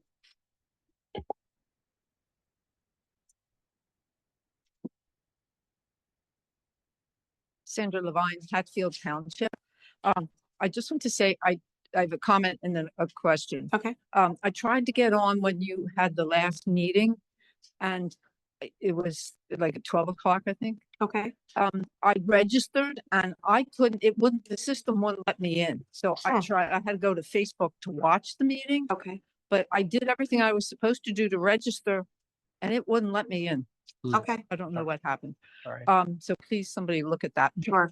Thank you for raising that. I wanted to thank you at that meeting for putting sample ballot as one of the choices when you go on the website. But I would ask that you also get on there, check registration, because that had been on there before and you need a quick link to that. My question is, maybe somebody asked it, I had a hard time finding the right building. With this van that goes around and is asking you, I don't understand. Is there a chain of custody that is being followed carefully? When ballots come in, the sheriff's deputies, whoever has brought them in, they're attended, and until voting day, that's it. And when I don't understand, they're being looked at to see if they're missing things, and then what happens with this chain of custody? I don't understand what needs to be done, because I understood in the past, if somebody was missing, they called the person and they came to Norristown. So it never left Norristown. And if they're being taken to where people live, we're not in the chain of custody. So I'd like to understand that, please. Okay. Anything else? I can answer. Okay, she already. So it's just like a satellite office, which we have 8 of now across the county. And please look them up because it's very convenient. There's one on Main Street in Lansdale, 421. Right. So the van is no different than that. So people do drop off their ballots and they're stored securely and brought back to Norristown and dealt with the same way that they're received from the drop boxes, or the same way they're received at the satellite offices. And it's, in many ways more secure than the USPS because you're giving it directly to the county. My question is about the van. Yeah. Yes. So what I'm saying is, no. So let's say you use the van right now, which is outside. Anyone is welcome to do that. There will be a drop box, essentially a collection in the van. Then they will take that back to Norristown, the same way that we pick up the ballots every single day from the drop boxes, the same way we pick them up at the satellite offices. They all end up back in Norristown. They don't go back out from Norristown.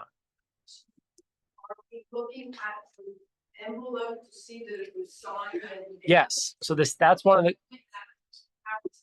That is one of the. Oh, right. So that is. Yeah. Okay.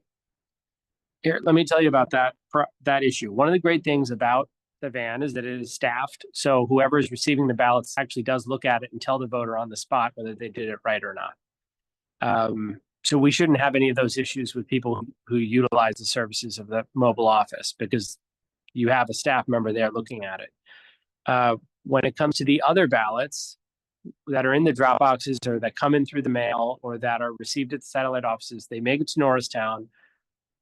Immediately when they're received, the voter services team does scan them, and check whether there's any kind of issue with the ballot.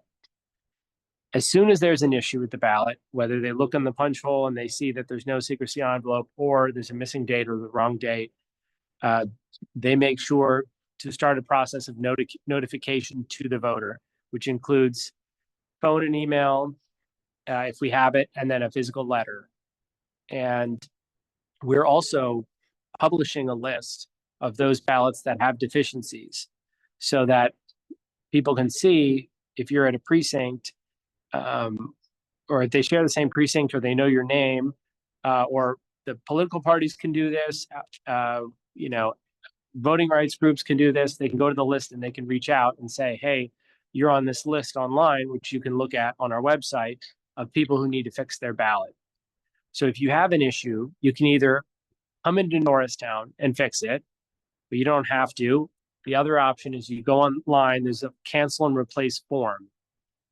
Or you can submit that, if you get a paper form, you could submit that by email. It's to moncovotes@montgomerycountypa.gov is our email. And the cancel and replace form will initiate a process of you getting a new ballot mailed to you, which then you can fill out correctly and do that again. The other option is that you're notified that there's a deficiency with your ballot and you come into a satellite office. Instead of coming into Norristown, satellite offices are open Friday and Monday afternoons and the weekend. You just got to do the full thing while you're here. And you can fix that at the satellite office and submit a new ballot. And then the other ballot you submitted with the deficiency will not be counted. Does this all make sense? I cover everything? Okay, great. All right. Of course. It's, trying to explain it to other people, but I need, they call me and ask the question. yeah, it's complicated for sure. How secure this chain of custody will Pleasant City. Thank you very much. Thank you. So did we publish a list before of ballots that need to be cured? Oh, the cure line. I don't know. Yeah. Huh? No, in the past, we've provided it to the parties directly, and now we are putting it on the website. When was that decision made? This year, I didn't know anything about that. there was an issue, giving it to just the parties doesn't give necessarily nonpartisan voters access to it. So it was an effort to make it more available to all voters.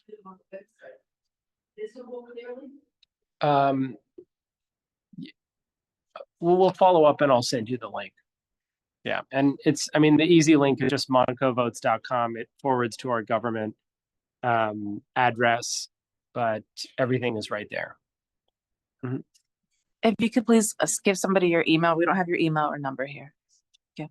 Okay, next up on, I can go on Zoom is Heather Honey. Heather, can you hear us?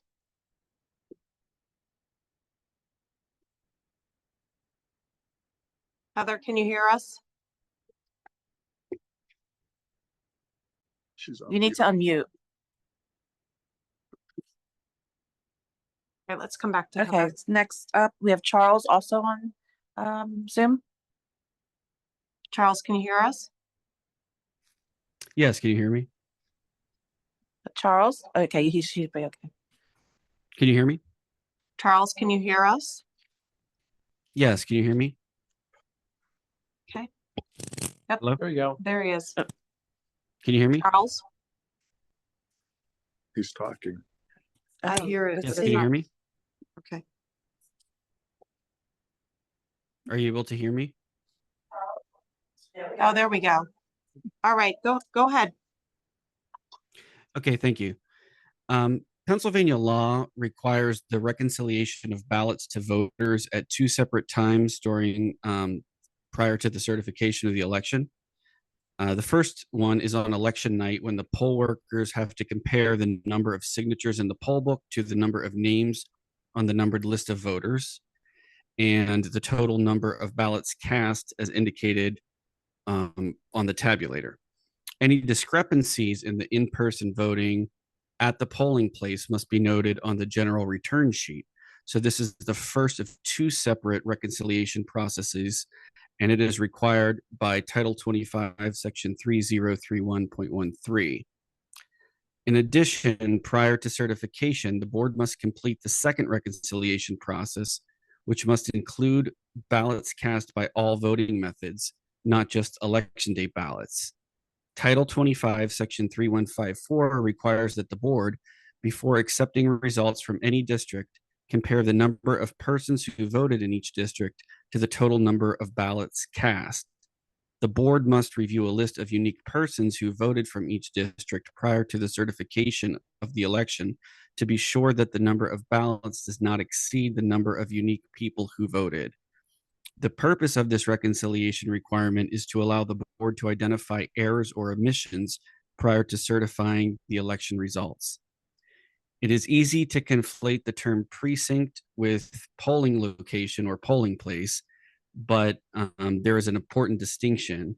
The PA election code uses the term district, which is defined as a geographic area or precinct within a municipality. Voters within an election district may vote by one of four methods, as they are coded in short as AP for at poll, or meaning in person at the polling place on election day, MB for mail ballot, AB for absentee ballot, or P for provisional. It is the duty of the Board of Elections to be knowledgeable of the law and to follow the laws of the Commonwealth. And in this instance, the law is clear that the board must review the number of persons who voted in each district and compare that to the total number of ballots cast in the district of all methods of voting. And nothing that was passed in Act 77 waived the requirement for the reconciliation of the entire district of all voting methods. So therefore, I am asking you to disclose the process that you intend to use to reconcile the number of voters to the number of ballots cast in each precinct for the upcoming election. I believe transparency is critical to restoring confidence in our elections, and Section 3154 is already required by law. We're respectfully asking the board to make a plan for how you intend to complete the reconciliation and make a commitment to ensure that the process and the results will be made public. Thank you for your time. Thanks, Charles. Good. Comment. Okay. Next up. Go back to Honey. I'm sorry, Heather Honey. That'd be a cool first name. Heather, can you hear us? Heather? All right, let's go to Barbara. Barbara, can you hear us? Barbara? She just unmuted. Yep. Barbara, can you hear us? Yeah, she is. Muted She just again. muted again. It's like, Barbara? I know. All right, let's is the volume all the way up on that? okay. Barbara? Or Heather? Everybody take off and say, here. All right. All right, that's it. Okay. What happened? I don't think we can hear them, so we're gonna keep things going. Try to Try to what? log in some other way. I think yeah, we're gonna move on. Okay. All right, I'm gonna move to closing commissioner comments. Any comments? Yeah. It's unfortunate that we struggle so much with these Zoom call or meetings that the people call in. We hear this from time to time, or almost every meeting we hear this, and people are in Zoom and they can't get in, or they can't make comment, or they have trouble getting in. So we really need to address this as best we can in the future, quickly, I guess, in the near future. As we know that Dropbox and satellite offices and all that opened Friday, October 4th last week, right? can't believe how fast October is going. And unfortunately, there's been I've been notified of a lot of different scenarios that have happened throughout Montgomery County related to a lot of these things. So I'm just going to go through these real quick. There was a table from voter services at the Willow Grove office, satellite office, set up at the Dropbox by an employee hanging out, leaning on the Dropbox and talking with voters. Not really sure why that happened. I did talk to Frank about it, and he said that that was addressed. So hopefully we won't see that again. There was a woman at Lower Marion who proudly was telling everyone that she's a retired attorney. She did talk about her party affiliation, which I'm not going to bring up because to me it's irrelevant. But she was standing at the Dropbox and interacting with voters as they were coming up and dropping off their Dropboxes. Someone entered the White Marsh satellite office at 11:10, and Friday night they went in, and a little while later they left carrying a big black bin, and they do have the license plate number. Someone who was contacted secured their ballot at the Lower Marion satellite office. They went in, and when they got there, they received a new ballot. So I guess that goes to the process of what people are called the curator ballot. They get new ballots and the other one is discharged. I've asked for I'll come back to this one. There are multiple reports across the county where people are dropping off multiple ballots at the drop boxes. I witnessed 2 of these occurrences myself. When I was on Saturday, I went to visit some of the drop boxes and the satellite offices. The Willow Grove Annex lights are burned out. There's no lights or minimal lighting at the Green Lane drop box. In Rochford and Pottstown, the lighting is terrible. And it definitely sets up for very unsafe or situations for people that are coming. Has nothing to do with the Dropbox, but people are coming there to those Dropboxes at night. Very poor lighting. So I think it's something that we need to address to ensure that our people that are using those drop boxes are safe,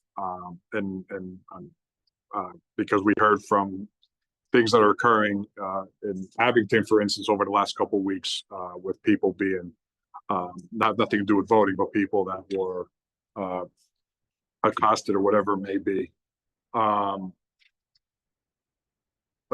So there was the designated agent form explanation for canvassing procedures is documented wrong in the van or the mobile satellite office. I did check with an attorney and I was correct where you need to have one designated agent form per ballot. And the way it's documented is you could have numerous ballots per one designated agent.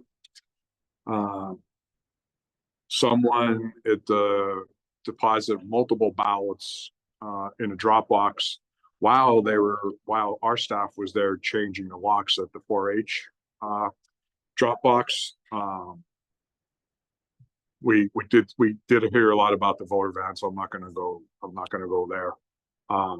And there was multiple suspicious behaviors reported of somebody, a couple different places driving around in a hoodie and masks, driving up the drop boxes, leaving, coming back, driving up the drop boxes and leaving and coming back.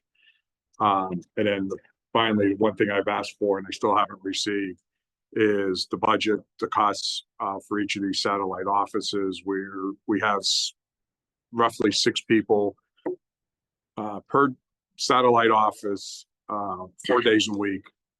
So I really want to understand the operating cost versus people served at these drop boxes, because we haven't reviewed any numbers for the operation of these facilities, and I really am curious to see what it's costing us. So we have issues out there, and I think that we have to figure out how we're going to address these. The biggest concern I have multiple ballots being dropped off by people. I saw it, like I said, I experienced it myself. I was at the Pottstown satellite office. I was standing outside with the staff there when I was one person was taking a break and the security officer was standing outside and we were just talking. I think we were talking about the Phillies actually, but we were just talking and as we were talking, a person drove up, got out, had 3 ballots. And we just mentioned to him, you only drop one of those ballots. You can only drop 1 ballot off. And he looked at me perplexed. And I said, well, if you have any questions, please contact voter services. So he did leave 1 ballot and left. And when I was pulled into another Dropbox location, right when I was pulling in, I watched a gentleman put in multiple ballots and left. So it's happening. And we need to figure out how we're going to rectify that situation. Well, I should have come up with a list of all the great things our voter services team is doing. Well, this has nothing to do with voter services. Well, but it's a list of grievances that, we all collectively work hard to ensure that we're doing things the right way. And so, and there's a way in which we can escalate concerns as a board. But I think when we do that, we run the risk of creating concerns in our community that the team that we have working day in and day out is not doing the necessary work to deliver on our election. You spoke. I'm gonna finish. Yep. So I want to combat that with any time that there's an issue that is raised to this board, we take every issue and concern seriously. And you have a forum to share that information with all of us, our chief clerk, our voter services team. So I just want to, I just want everybody to know that the team is working really hard to address any issues that are coming up. But we're also seeing a lot of success stories in terms of the work that we're doing to deliver on our election this November. So first off, I'm not going to get into it. Yeah. I always compliment our voter service team for everything that they're doing. And as I mentioned, I did raise this, especially the Willow Grove table situation with Frank, and I said it was rectified. As a county commissioner, the community has reached out to me with these concerns, and I'm bringing these concerns because they want to make sure that I'm doing my job as a county commissioner. Sure. I'm not saying anyone's not doing their job. None of those words came out of my mouth. But I would appreciate it as a colleague. I don't hear about it for the first time here at the Board of Commissioners. Well, there's lots of things I don't hear about, so let's not even go there. But I'm bringing these issues up because I want people to know that we're aware of it. We have to address these issues, and it's not a big deal, but we don't have to make it into a big deal. All I'm saying is it's occurring, and we need to just address the issues. That's it. I didn't disparage anybody. So go ahead. I'm just so thrilled and excited that people are voting in Montgomery County, and I think it's a great thing. And I visited all the satellite offices that I could on Sunday, and it was really inspiring to see people who are county employees in all different divisions. I mean, we got people from the DA's office. I saw children and youth, the health departments, obviously voter services, overseeing the whole thing.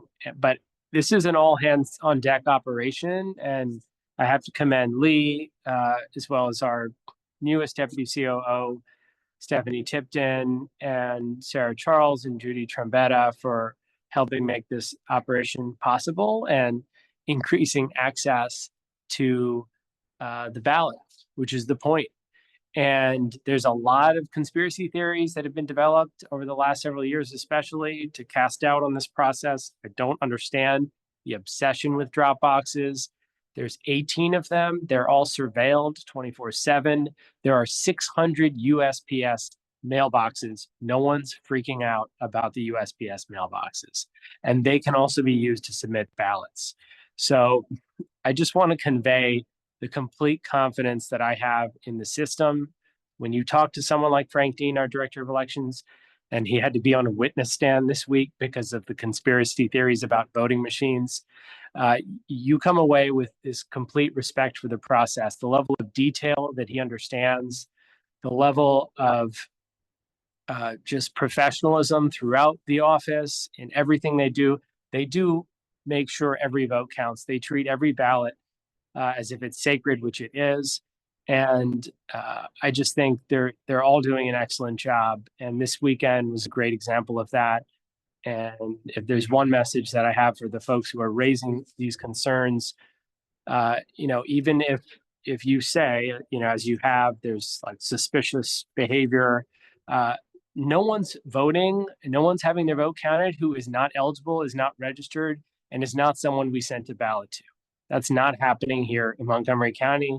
And we have so many safeguards. Every ballot, again, is barcoded individually. No one is printing ballots that aren't for a voter that isn't registered, that we haven't accounted for. So all of this is also checked after the fact with the audits that we do after every election. 2 audits, random audits, different machines, different makes and model.